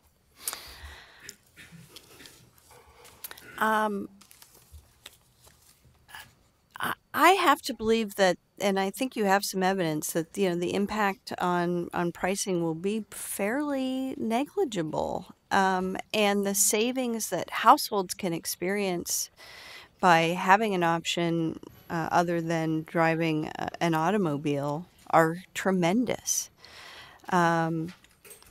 We don't have any other strategy to make the city's transportation system work other than to get people out of single occupancy vehicles. We don't have any other strategy for this planet other than to start reducing carbon emissions. I think that those benefits are very large in relation to a very small impact of cost on providing convenient and safe bike parking. I also think there's a little bit of a false choice in framing this as a zero-sum game between a housing unit and a bike parking space. There is another variable in the equation, which is how much auto parking are you building in your development? If building adequate bike parking lets you reduce, most developers are still building some auto parking. We've given them the choice and let that be market driven, but if you can reduce your auto parking by a few spaces, that may very well make up for the additional space you have to put into bike parking. Well, this is probably not the time and place to engage, but certainly for smaller developments, duplex, triplex, fourplexes, which we want to encourage. We have a whole new program, RIP, to do that. I would say the analysis shows it's more than a negligible impact.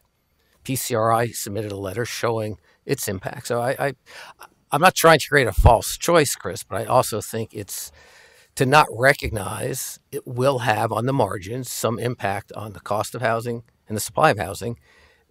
And maybe your analysis is right, Jillian, that's a price worth paying, but I think we're obligated to consider that price. And I'm sure we can discuss this more in future work sessions, Chris. Yes, I was going to say, we do have deliberations after the hearings. Appreciate that. Mike, go ahead. Well, yeah, I want to know if you want to expand or recapitulate your comment about that relates to equity. Equity is a huge issue for this commission, and I'm hearing an argument very much in line with the goals that we set out in the Portland Plan, the comp plan, et cetera, regarding providing people with options. I don't know if you want to expand on your comment in that regard. Well, the market doesn't serve poor people in many ways, and another one of those ways is bike parking. And so, the market won't provide, people won't have that choice, and yet there's such tremendous benefits, to household finances if they are able to not have to rely on a personal automobile. And I'm just so grateful for the participation today of ABC who lived that experience and shared it with you. Thank you very much. Next to testify is Alexandra Zimmerman, Lindsay Huber, and Doug Klotz.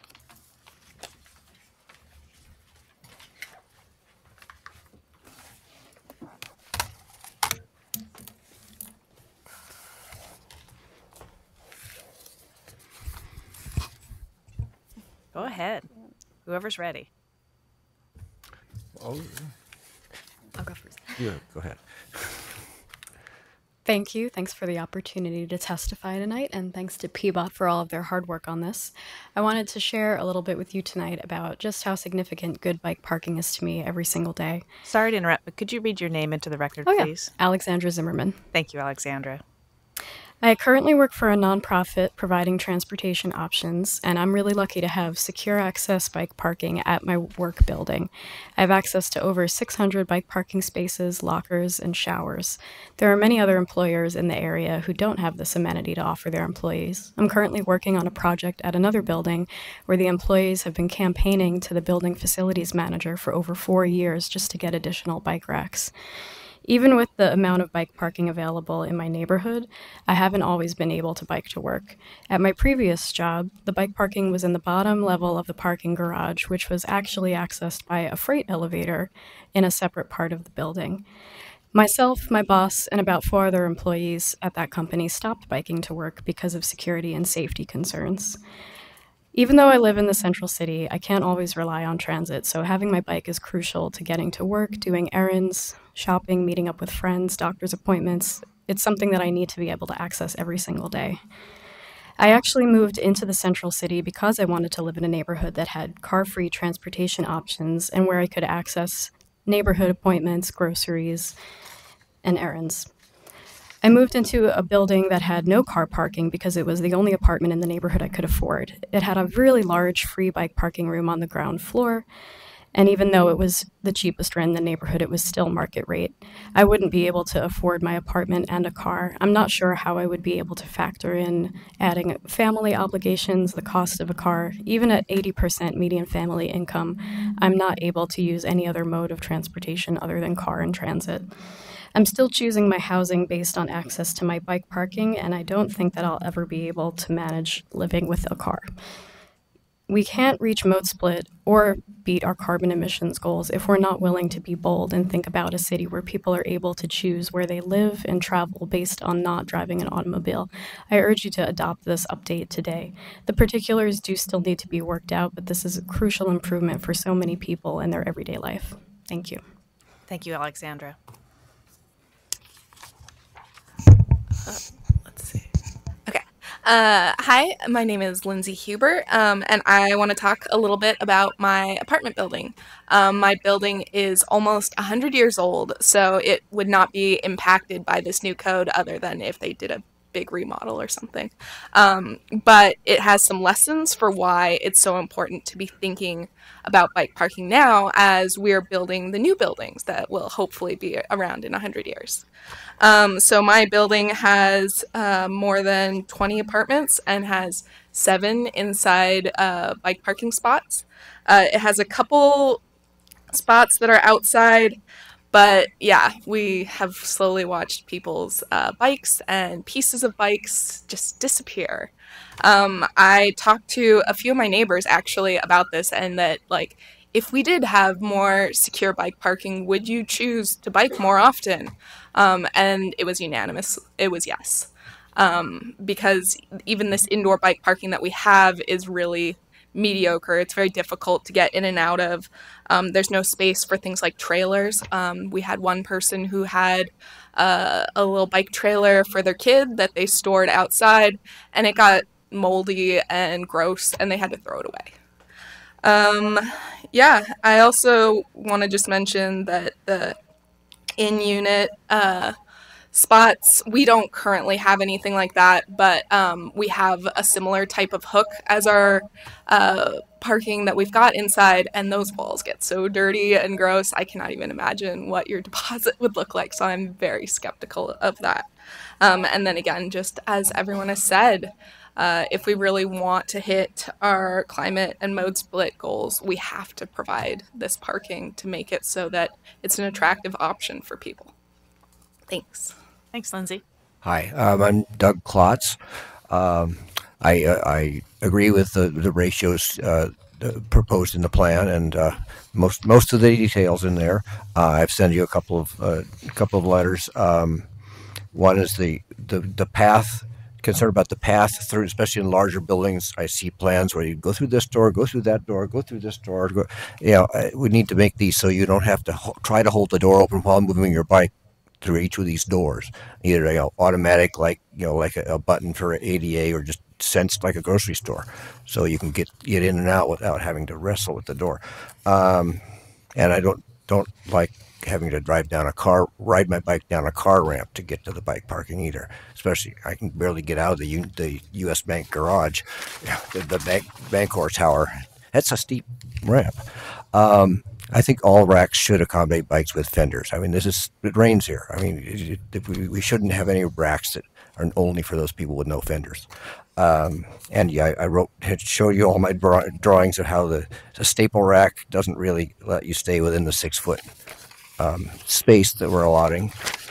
And then the second letter I wrote, there's these awesome buildings that are going to go in on Division Street that in a 50 by 100 foot lot, CM2 lot, they're going to get 32 units. I think, that's amazing. And I really like the fact that we're getting that density on such a small piece of land. It's 5 floors, one of which is slightly below grade.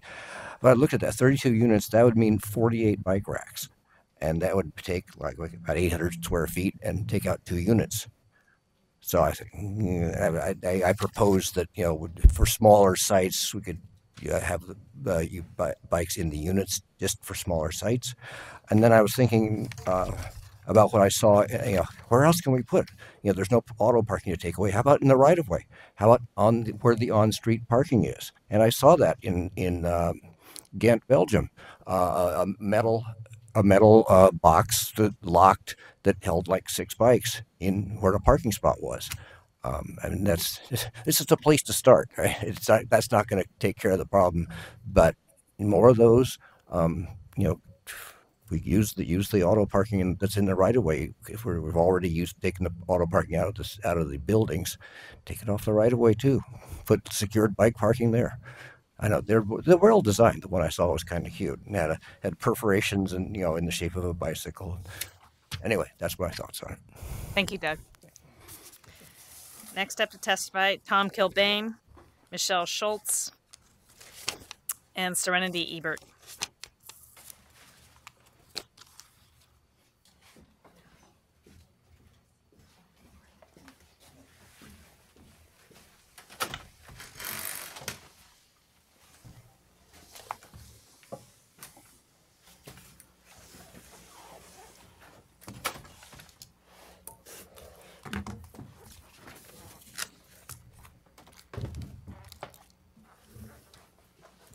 Ladies first. You want to go first? Do you want to go first, Serenity? Serenity, would you like to go first, or would you like some more time? I'd like a few more minutes. You can take your time then. Hi, my name is Michelle Schultz. I'm an architect on the Building Owners and Managers Association of Oregon Board of Directors, here today speaking on behalf of the board. Thank you so much for listening to all of our testimony today. The BOMA Board of Oregon serves more than 50 million square feet of commercial office buildings in Oregon. BOMA has taken a very active role in providing PBOT staff with ongoing commentary related to the biking code changes. They've participated on the Stakeholder Advisory Committee, created a summary of proposed changes for the commercial parking associated with the new code, meeting directly with PBOT staff to address questions and provide input, as well as submitting written testimony. We're pleased and thankful to PBOT staff for the inclusion of several BOMA discussion draft comments in the current proposed draft. However, there are still 3 items BOMA feels need to be adjusted in the new code proposal. Adjustment 1, minimum required bicycle parking spaces in retail sales and service, restaurant and bar, and office. The request to increase the code by 500% is too high. BOMA commercial building surveys demonstrate current bike room usage at about 20%. We suggest increasing these commercial use categories by 200% and provide code language policy for those minimums to be increased in the future if demand is demonstrated. This would mean changing retail sales and service and restaurant bar parking to 1 per 6,000 and 1 per 8,000, and office to 1 per 5,000 and 1 per $7,500. Adjustment number 2, locations, standards, and units. Code needs to be a little bit more flexible to allow for in-unit parking. We suggest providing up to 50% of required long-term bike parking in residential units.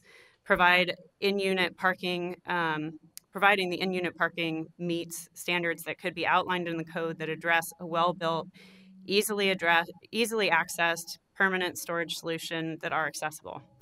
And the third adjustment, minimum number of horizontal bike parking spaces. We recommend reducing the current 30% requirement to 10%.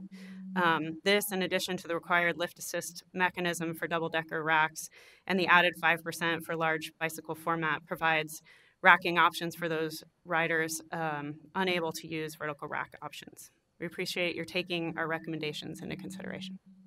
Thank you, Michelle. Tom? Thank you. My name is Tom Kilbane. I was a member of the Bike Parking Stakeholder Advisory Committee. I'm also a daily bike commuter, and I manage the Portland office of Urban Renaissance Group.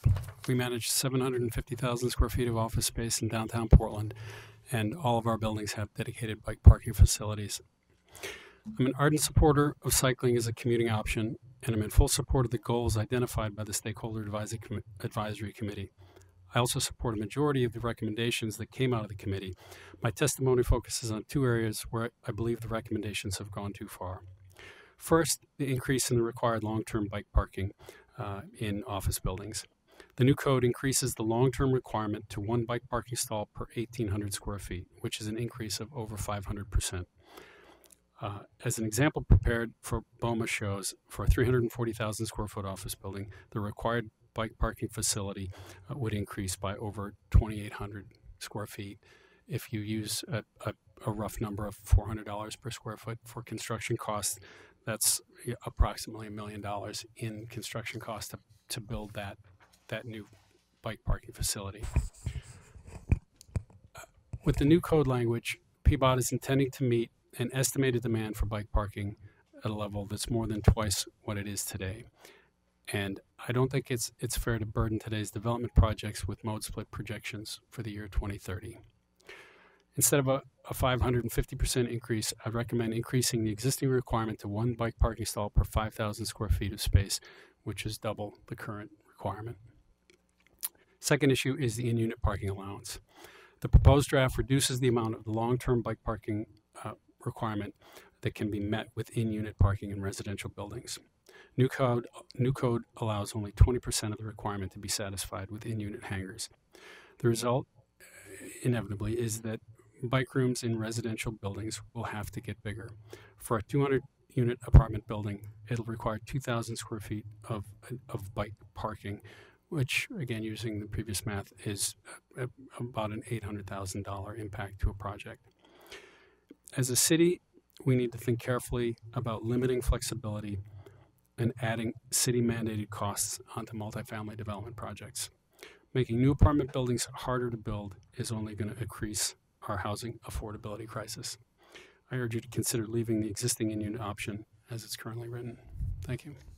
Thank you, Tom. Go ahead. Hi. Oh, sorry. Can you hear me Let's now? go ahead and have Serenity testify, and then you can ask questions. Tom and Michelle, would you stay? Sorry. Thank you, Serenity. Hi, I'm Serenity Ebert. I am testifying as an individual tonight. And in addition to my walker, I ride a semi-recumbent trike as my mobility device. Trekking in mud is an unfortunate reality.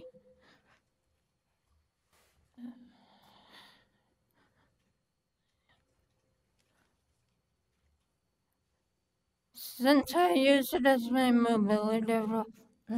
since I use my trike as my mobility device, I rarely park it and get off unless it's absolutely necessary.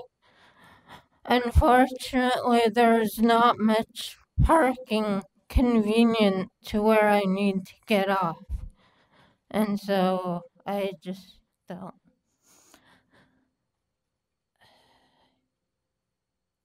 Luckily, my trike is narrow enough to easily fit through a standard 32-inch door. Many are not, and standard staples can usually not accommodate trikes. I usually keep my trike parked inside my apartment. My building has a secure bike room with horizontal and vertical parking. Unfortunately, it would be far more difficult for me to get my trike out of the bike room and lock my walker there up instead. Lock my walker up there instead. Sorry. So I'm encouraging us today to add more bike parking in buildings and outside of buildings. Thank you. Thank you, Serenity. Questions? Tom, can you just briefly describe a little bit your experience managing all these office buildings? Do most of them have secure parking, bike parking? Is it utilized at a high percentage? Are you seeing increasing demand? Just generally kind of paint the picture. In the Class A office buildings downtown, we're experiencing what we sometimes refer to as the amenities arms race, and market-driven kind of pressure is forcing most downtown building owners to add bike parking because that's what the tenants in the downtown market want. It's usually secured, and it's usually fairly, they're usually fairly big rooms, and just from sort of anecdotal evidence, there's a lot of unused bike parking that exists in the downtown right now in office buildings. Thank you. Go ahead, Chris. Oh, sorry, I didn't see it, Andre. Same question I had for the other developer. The in-unit parking for bikes, can you do it well? Can you design it well so it's actually usable versus what we've seen and you've heard described a hook over a bed that's unusable? Or there's definitely been examples of how not to do it. That's clear. I can answer that, although I'm not a residential developer. We focus primarily on office buildings. I would probably point to Michelle and her firm as absolutely being able to find a way to design an in-unit hangar that's appropriate and that works. Yeah, I think it can be done. I think, as Boma stated in our testimony, I think that if provisions in the code wanted to be dictated to help address sort of how the durability of that space is created, I think that is an option. I think,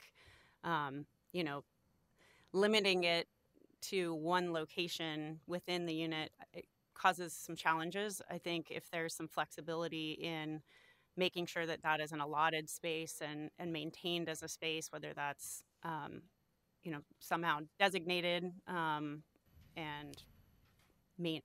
maintained within the lease of the unit itself. But I do think there are ways to do it well.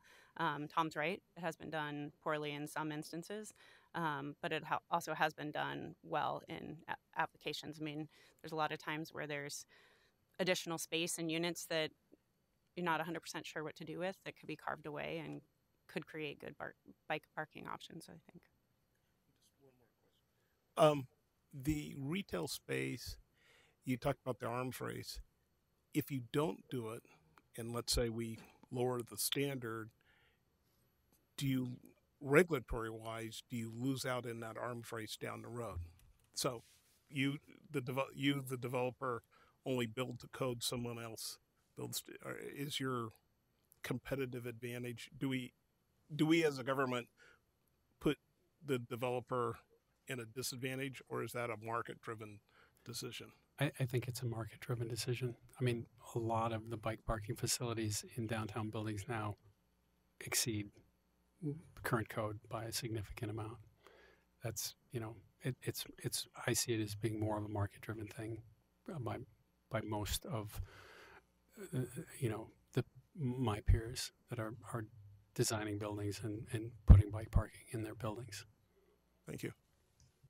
So I have one for Michelle and one for Tom. Michelle, with respect to the in-unit, in our best practice research, we don't see any other major city that allows required bike parking to be provided in-unit. Now, there's a separate issue of, is bike parking allowed in the unit? If a resident wants to bring their bike in, that's one thing, but to say that the place where the required bike parking is going to be is in the unit is unique to Portland, and I honestly think a mistake we made back in the 90s to allow it. Now it's become a habit. Do you have any insight into why other cities aren't allowing it if you think it's a successful solution? That's a good question. I feel like Portland has embraced bike parking in a different manner than a lot of other cities. So I think there are a lot of very avid bike riders who have extensive equipment, and the cost of the equipment that they maintain. I mean, we have it in our own office.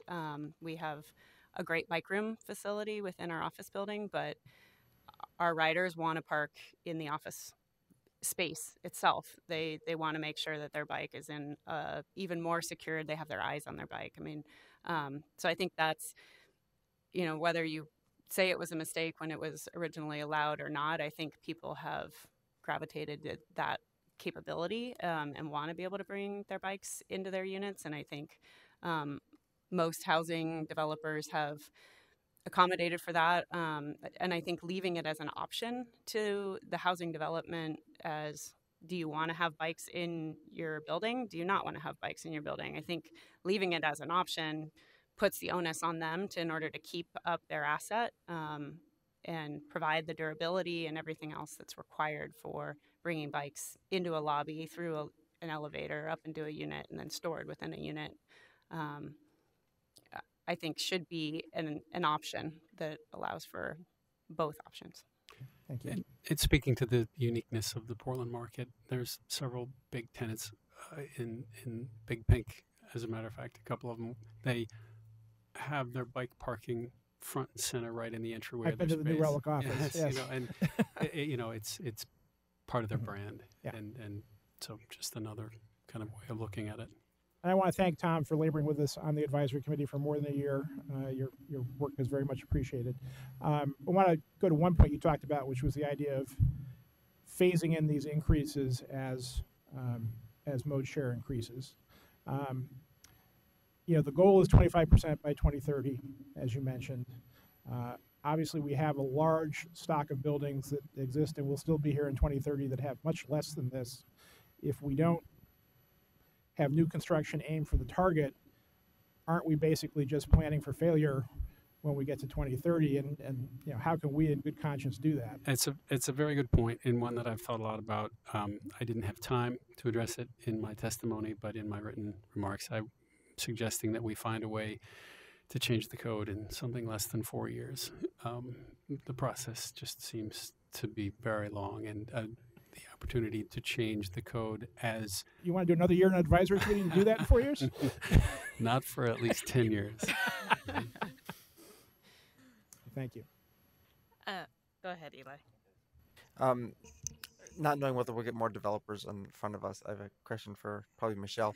We've heard from a wide range of experiences with bike rooms, and a lot of times people putting bikes in private residences for fear of theft. And there was also got some written testimony from, I think, Ed McNamara about overbuilding bike rooms and still having more demand than there is spaces for the bike racks. And one of his suggestions is that it's partly a management problem. That's how to actually design and manage a bike room.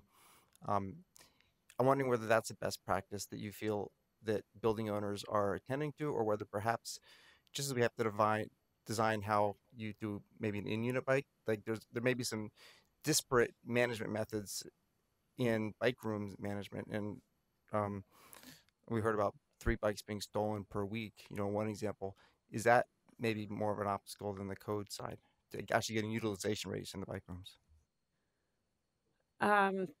It depends on how the bike rooms are set up. I think in a lot of our the projects that we have worked on, I think I have not heard of that level of security issues within the bike rooms on our projects. I could definitely do some research and talk with the rest of the BOMA board to see if our members have seen some of that. I think similar to the office market and the users, the bikers are going to drive some of that too. So I think people are going to move into buildings based on the ability to provide bike parking or force the management of those properties to address the issues that they're having regarding bike parking. I think most of the clients that we've worked with in the residential sector are doing their best to kind of create a management plan for those rooms and separating those rooms into different locations so that they're accessible in addition to kind of providing in-unit options.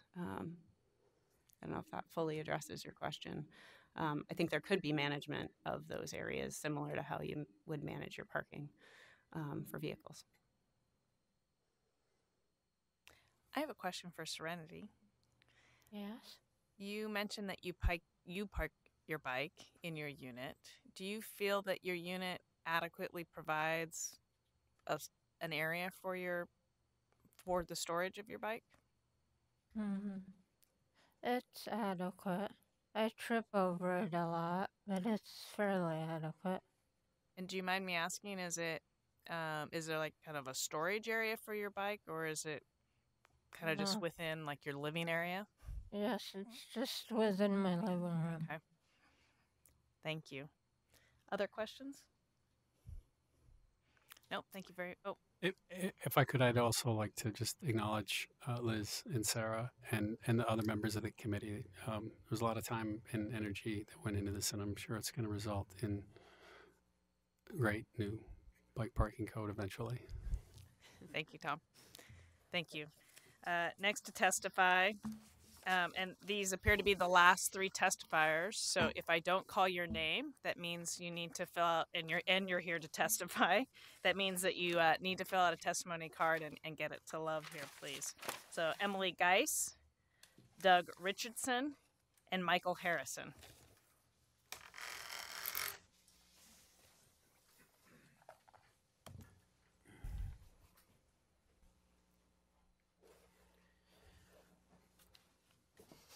Okay.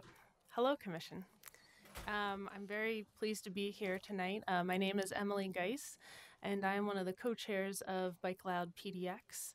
And so I will be speaking on behalf of our about 400 members. So we're a grassroots bicycle advocacy group in Portland, and we're so pleased to see this much needed code update progressing. And we continue to strongly support the overall project. We think that these are the minimum amounts of our needed to get us to our cycling mode share goal of 25% by 2030, which is, I mean, it's only 11 years away. It's not far. And so we have a few concerns. We do feel that in-unit bike parking is not as effective as separate secure rooms in multifamily residential buildings. We would prefer to have more spaces be allotted in secured room. Surveys indicate the residents prefer them. You can see PBOT survey results on page 14 of the proposed draft. As for the affordable housing in-unit requirements, we think that residents of affordable housing should have at least as much quality bike parking available to them as residents of market rate housing. In the proposed draft, affordable housing allows 50% of in-unit housing, or in-unit parking, as opposed to 20% in market rate developments. According to the most recent U.S. Census data, those with lower incomes are more likely to bike for transportation, so they're more likely to make good use of quality bike parking. This discrepancy should be eliminated, and all buildings should be treated equally without regard for the income of their future residents. We would also like to see the requirement for e-bike charging be returned.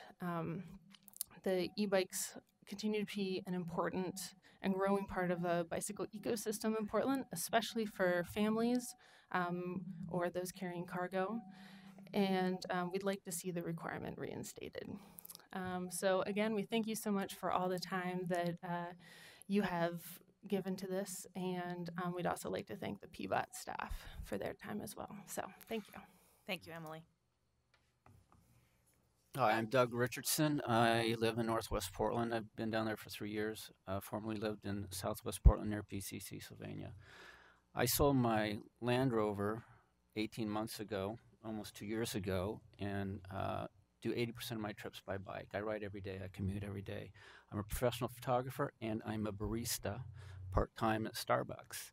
Many of the people who come into Starbucks work at the local restaurants and retail stores, and most of them are minimum wage employees, including some of the people that I work with. They all have bicycles. They don't all ride their bicycles because we've got 3 staples on the block. And, you know, you kind of want your bike in a place either where you can see it or you feel more secure about it. I live in a new building, and I have a bike room, and I use it half the year. I use it during the winter when my bike is wet, and during the summer, I have it at the end of my bed. I have a studio apartment. It's about 600, it's probably not that, it's about 550 square feet. And I have a mat under it to collect the droppings. Droppings, that was bad. Anyways, I think one of your questions earlier is, you know, I don't go some places in town at night because I don't have safe parking. Or I take the bus, or I do zip car. Now, if I had a safe parking downtown and was going to an event or going to a restaurant or going to a friend's house party, I would definitely ride. I ride not just to Northwest Portland, but Northeast and Southeast, and all the way down into Southwest into Tigard. But I think people would ride more if there's more secure parking. And my anecdotal evidence is from the people I work with and the people who come into my my Starbucks. That's all I have. Thanks. Thank you, Doug. Good evening. My name is Michael Harrison, and I'm here on behalf of OHSU today. At OHSU, we believe providing our employees secure and convenient bike parking is critical to moving the mode share. And so we thank you for your work. I'm here today in hopes you'll ask city staff to do 2 things to fine-tune the code, proposed code. First, in 2013, OHSU created a bike valet under the tram in South Waterfront. Many of you are probably familiar with that facility. We didn't do it because we were required to do it. We did it because we wanted to make our employees' bike commute safer and more convenient. Today, our bike valet is the largest of its kind in North America, parking over 100,000 bikes per year. And to date, I don't think we've lost one. While our bike valet is popular for a variety of reasons, a great many of the valet users are people who park in South Waterfront and ride the tram to Markham Hill. Despite efforts by the city and efforts by OHSU, it's still not maybe the average bike commuter who can feel safe getting up to Markham Hill, whereas South Waterfront is much more convenient. To be clear, the proposed code will not allow our bike valet to count towards our long-term bike parking requirements because it isn't covered, and it's physically impossible for us to put a roof on the location under the tram. So if this prohibition stands within the code, we'll have to move our bike parking to locations that are further from the tram, making it less convenient for our employees, or it'll make us build a lot of bike parking that will go unused if we keep the valet spots open. The second issue would like your help addressing is that existing Title 33 requires South Waterfront, buildings in South Waterfront, to provide 110% of required bike parking and requires the provision of bike lockers and showers in buildings. We're happy to continue providing lockers and showers in our building, but we don't think it makes sense since our rates are going up 12-fold for how much bike parking we're required to provide to go up 12-fold plus 10%. We think it wouldn't make sense to keep that section of the code. To be clear, we're not asking for status quo at OHSU. Even if we were allowed to count our bike valet, and even if the 10% extra boost sort of was removed from the code, we'd still build within 500, we'd still be required to build within 500 and 750 new long-term bike spaces. It would be triggered almost immediately. We do enough renovations of our older buildings that we would be building a whole lot of additional parking. We just would like to be able to recognize the valet as well. Thank you. Thank you, Michael. I think that's it. Thank you very much. Looks like we have one last testimony card. I will remind others, if you're here to testify, please fill out a card. Wade Lang, please come up and join us. While Wade's coming up, I'll mention that he runs one of the largest bike parking facilities in North America. Oh, thanks. Apparently second to OHSU, because that's what Michael just stated. You guys can duke it out later. Valet. True. Okay, that's a great clarification. Thanks, Thank you, Chris. My name is Wade Lang. I'm Vice President, Regional Manager for American Assets Trust. And boy, I am a rock in a hard place here. Yes, we do. We manage the largest bike parking facility, long-term bike parking facility. We've been told in North America, at least in the Lloyd district, it is the largest. And it's open to everybody in the district to come and take advantage of. So American Assets Trust has been very forward-thinking in its development of bicycle parking and utilized that as a branding for Haslow on 8th, and we promote it.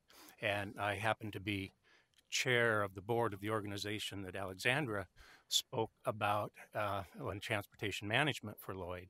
So we are doing everything we can to get people out of their vehicles. At the same time, I'm a developer, and I've worked with Oregon Smart Growth on their review and response to the code, and I've worked with BOMA on their review and response to the code. So, and I've lived in Portland my whole life, and I've ridden my bike my whole life, and I'm really excited to be a participant in some really dramatic code changes.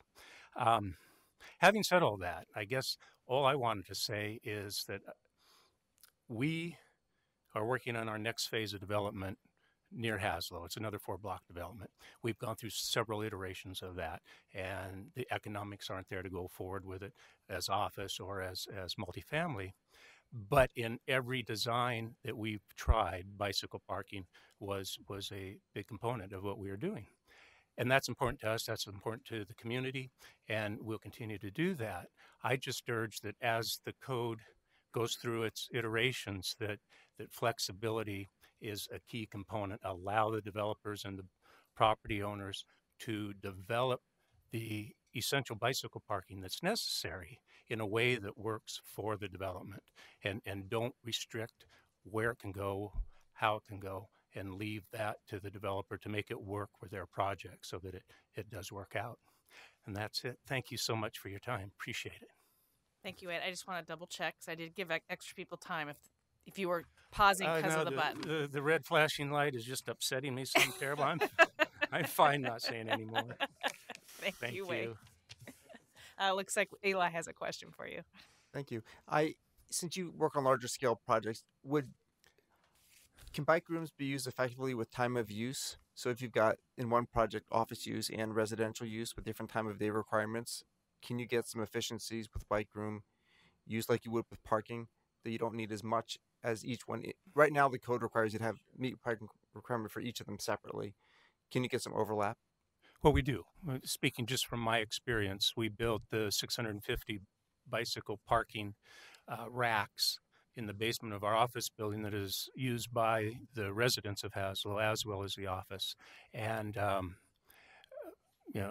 of that 650 at the peak, we probably have about 200 bicycles in there. We also have bicycle rooms in each of the 3 apartment complexes as well. But we do have a lot of residents that park in that larger facility. But we have the capacity, so we're not really looking at how much is residential, how much is office.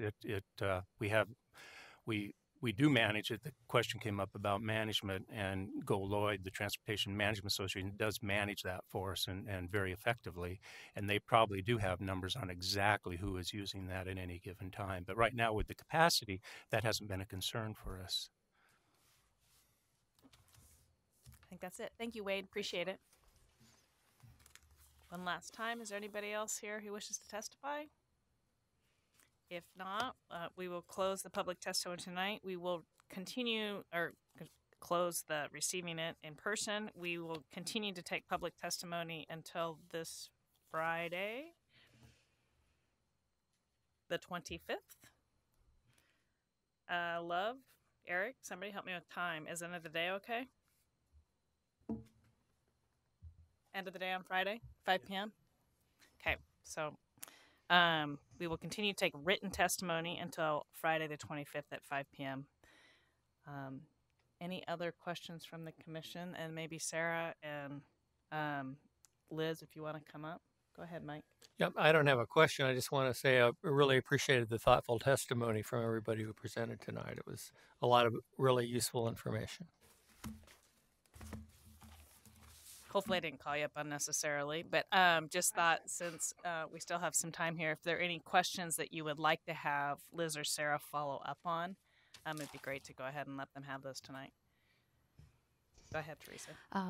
The only area that struck me was the one about schools and schools not having enough bike parking. So not just new schools, but current schools. So if there's any plans to do anything in relationship to that. Go ahead, Chris. So I will have more than I can mention here, and staff will get an email from me after all the testimony's in. And if at some point we could mention when you want the last of our comments, and there's probably a deadline for us to get things ready for the work session. But when I just want to think about the OHSU testimony, the 110% requirement, that struck me as interesting because I had asked staff about the target mode splits for different parts of the central city, and South Waterfront does not have the highest non-auto goal. So why is that district in particular burdened with the 110% requirement? I'd love to understand some of the history on that, where that came from. Thanks. Go ahead, Katie, then Andre.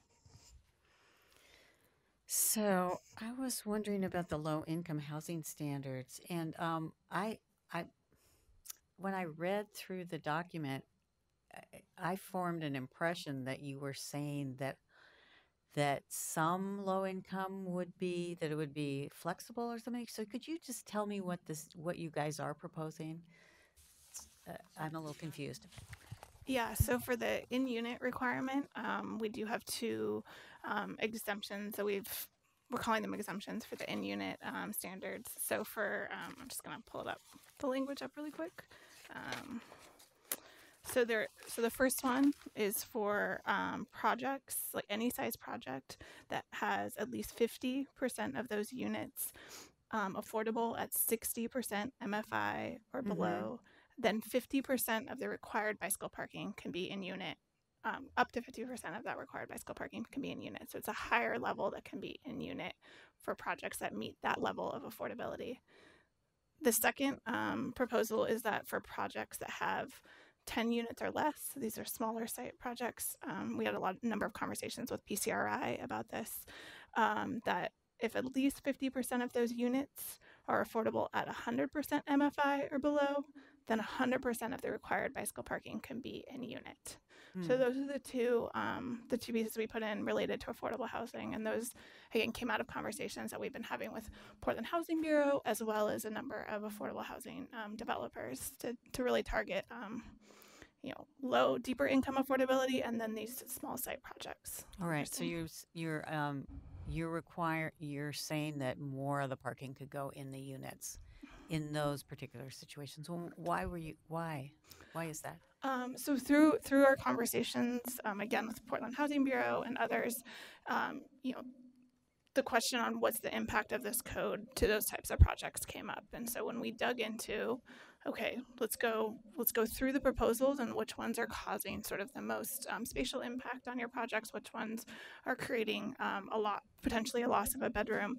It was really this in-unit question that it really came down to. They saw benefit of creating space for horizontal bikes, things like that, but it was this in-unit. And so talking through, what would be a level that would, still provide good bicycle parking, but also not compromise on some of that space. And that's sort of where these compromises came. Again, as you'd imagine, there were plenty of people that thought it should be 75-25, and so there were those discussions, but through those conversations, that's why we came to the 50%. And then recognizing the impact on small projects came to that 100% for those particular kinds. And we heard from I think they were called ABC, and they were advocating for a lot of bicycle parking. So were you hearing from those people too? Were you hearing from people who were saying the opposite? You needed more bicycle parking in lower income communities? Yes, I think a lot of this testimony that you've heard and read really shows the variety of opinions and desires on this. And so definitely, from a user perspective, we are hearing that we need more bicycle parking. So some of these are really trying to balance that, providing good, accessible, convenient, secure bicycle parking so people can use it and it's available, but also that we do hear concerns from developers and the impact of projects, as well as recognizing the housing crisis that the city's in. Okay, thank you. And then another question is just I was thinking about the RIP, and I was wondering how, because that other project and is going through at the same time. So how are we supposed to think about that, and how are you guys dealing with that as staff? Do you want to answer? We're keeping a close eye and working with our BPS colleagues on sort of what's going through with the RIP process and such. So right now, bicycle parking applies to new development, to developments that's 3 or more units. We understand that some of the definitions potentially for developments are gonna change. Our thought process was that we would just follow what that new definition would be. However, potentially there could be a discussion on whether there's just a bicycle parking threshold that needs to be set. But currently it's 3 or more units, and we were just going to sort of go along with some of the definitions that those 2 projects are doing in terms of where this applies. Because again, as we said, it applies across all zoning, and it's really the use category that determines the amount of bicycle parking. Because it's right on the edge. That's why I was thinking about it too. There's a couple other things. I'll try and go through it quickly because I know other people want to talk. I had sent you something about cameras on short-term parking. Is that going to be part of the next memo that you guys are put together? Yeah, good. Because in my part of town, there's a lot of bicycle theft, and what I heard, the testimony on bicycle theft, it's as much a deterrent than just about than a lot of things. People just don't bicycle because they don't want to park their bike in front of Winco and then have it stolen. And then you've already addressed e-bikes, although I haven't made up my mind about that. Then there's that split between East Portland and the rest of the city of Portland. And I want to thank you, and I wonder if you're going to share some of that information with the rest of because I asked them some questions and did not send it out to the whole commission. Are you going to be sharing that with everyone, the answers? Okay. Yeah, we'll be compiling. Again, we've been hearing from some individuals. We can compile some of that information in this next memo to share out as well. Okay, that would be great. All right, thanks. I'm going to take a little longer view and talk about the affordable housing. Affordable housing, when you look at low-income populations, generally affordable housing looks at not only the housing costs, but the transportation costs and utility costs. Those are kind of one. And so when you look at the people, if you can provide them an alternative, and I think a bike, a reasonable bike is cheaper as a transportation option than a car, I'm struck at the cost difference and we're not, we're thinking about the developer, but we're not thinking about the individual being able to afford an apartment if they can reduce their cost of transportation. And I look to Seattle currently right now.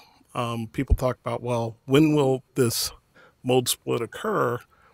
If you look at Seattle right now, and not only anecdotally, but you look at the statistics that are coming out because of their Armageddon of whatever they want to call it up there, people moved, and they moved in one day from a car to a bike. And this gets to the Peabody thing. People in the outreaches bike to the buses, and the buses brought them in. So now they're concerned about all these people biking to these big bus stops where they put all the buses. We can't, we have tolling coming, which is the Armageddon of our own doing. We are going to have that in the short term. And I think it's short-sighted of us to look and say, we've got a separate East County that may not get to that. Well, if you put tolling in, they're in the boat. They're going to have to figure out a different solution.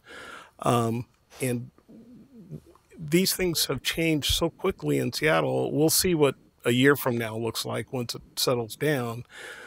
But I think there's anecdotal evidence at least, and there's some statistical evidence because they're collecting a ton of data. If you go to some of the websites about how people have shifted, how they've got out of their, office buildings are empty because people won't come in. So this is not long-term planning to me. If we do tolling, it's short-term planning addressing the mode split that will occur very quickly. So I think I would like to talk to Peabody when we come back about how they balance tolling and the impact of tolling relative to their thoughts of their memo. Just across the board, it seems they haven't talked to the other hand. And the affordable housing seems lacking to me from the restrictions that we're putting on it. Thanks. Other questions? Eli, Ben, then Chris.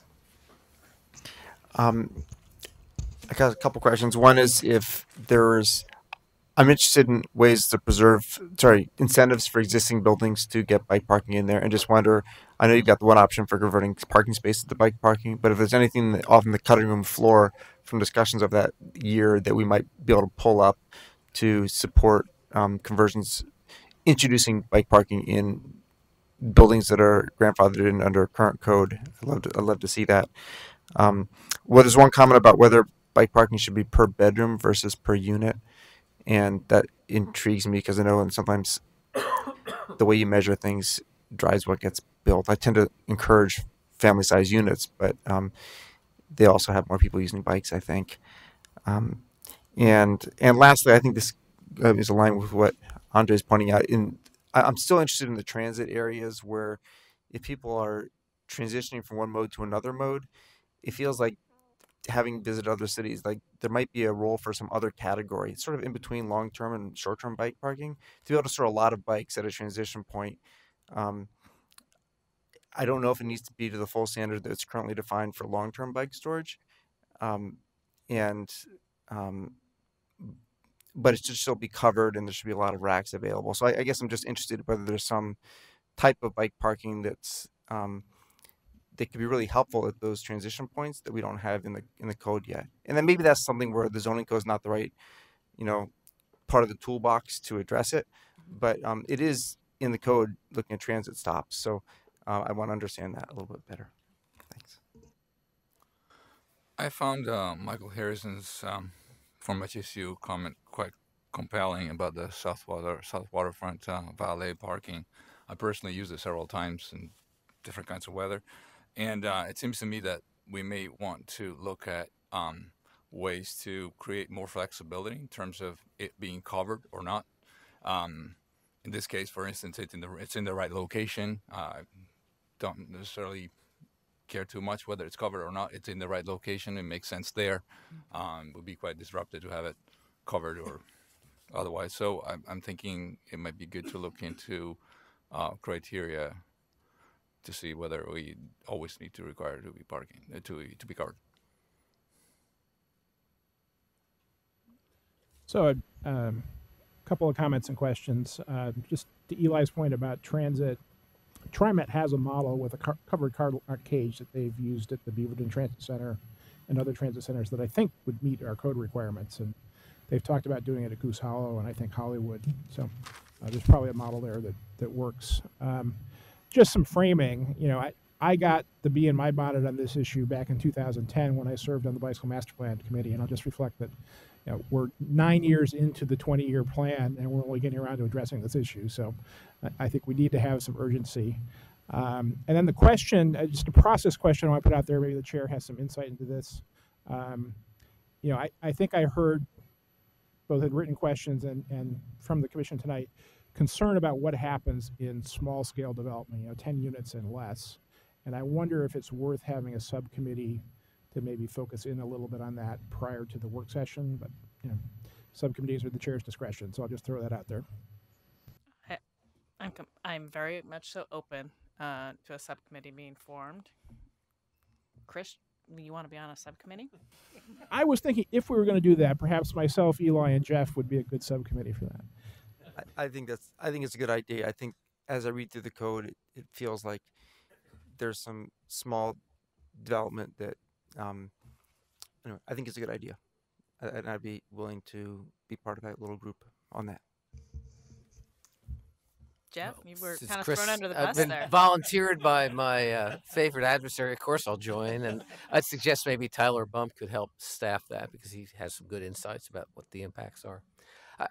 Just to frame an issue that's really not a Peabody issue, Chris, but you talked about your 9 years into a master plan and there's some urgency. I think the big problem I'm hearing is a today problem. People's bikes are getting ripped off. They don't have a safe, secure place where they live or where they're going.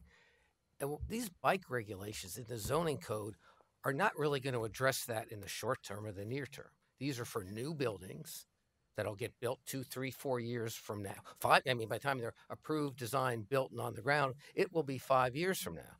So for the next 5 years, if this is all we're doing to address the problem of safe, secure parking today, we're not really showing much urgency. We're kicking the can down the road and saying, well, in the future, maybe this problem will get better. I wish we were putting more energy into, Eli mentioned, how do we encourage retrofits? And I'm not saying mandate them, but where are some city policies, some city incentives to address what's a bad problem today? And I wish there was more ideas and more thought and more energy into that problem, because I see that as the problem today, and for the next 5 years, that these zoning code regulations will do nothing to help. So that's not part of the zoning code package, but if we're thinking in terms of policies that could affect change, starting with Eli's idea and others, how do we go to these older buildings, and particularly new development, unless it's subsidized housing, is not going to be affordable to the middle, lower class, working class people. So they're not even going to get the benefit of this when it comes online in 5 years. It'll be the new buildings, which are built at a higher market price point. So this zoning code, and I've heard a lot of comments about, we need to do this to increase mode share, and we need to be cognizant of the lower income communities and climate change. Those benefits are not going to happen through this zoning code, at least for 5 years or probably longer. So if we want to address those issues, we need to get more creative and find other tools than zoning regulations. I'll get off my hobby horse, and I look forward to joining the small development subcommittee. Thank you. So what's the aphorism? The best time to plant a tree is a generation ago. The second best time is today. It's today. Any other questions or comments? You guys feel like you got enough clarity from us on how to answer our questions? I think so. We might follow up on email just to make sure we're addressing all of those that we have written down. But we'll look at them tomorrow and follow up. I think we put a date to when you want final questions from us, that you had time to prepare a memo for us before our deliberations. Do you for guys final recall? questions, we were talking about February 1st. I think that was a Friday. Yeah. Thank you. So if the commission could get their comments into Julie and she can circulate to everybody, that'd be great. And then can you remind me of when our deliberations are, just to let people in the public know? Yep, February 12th will be the next session. Our next work session.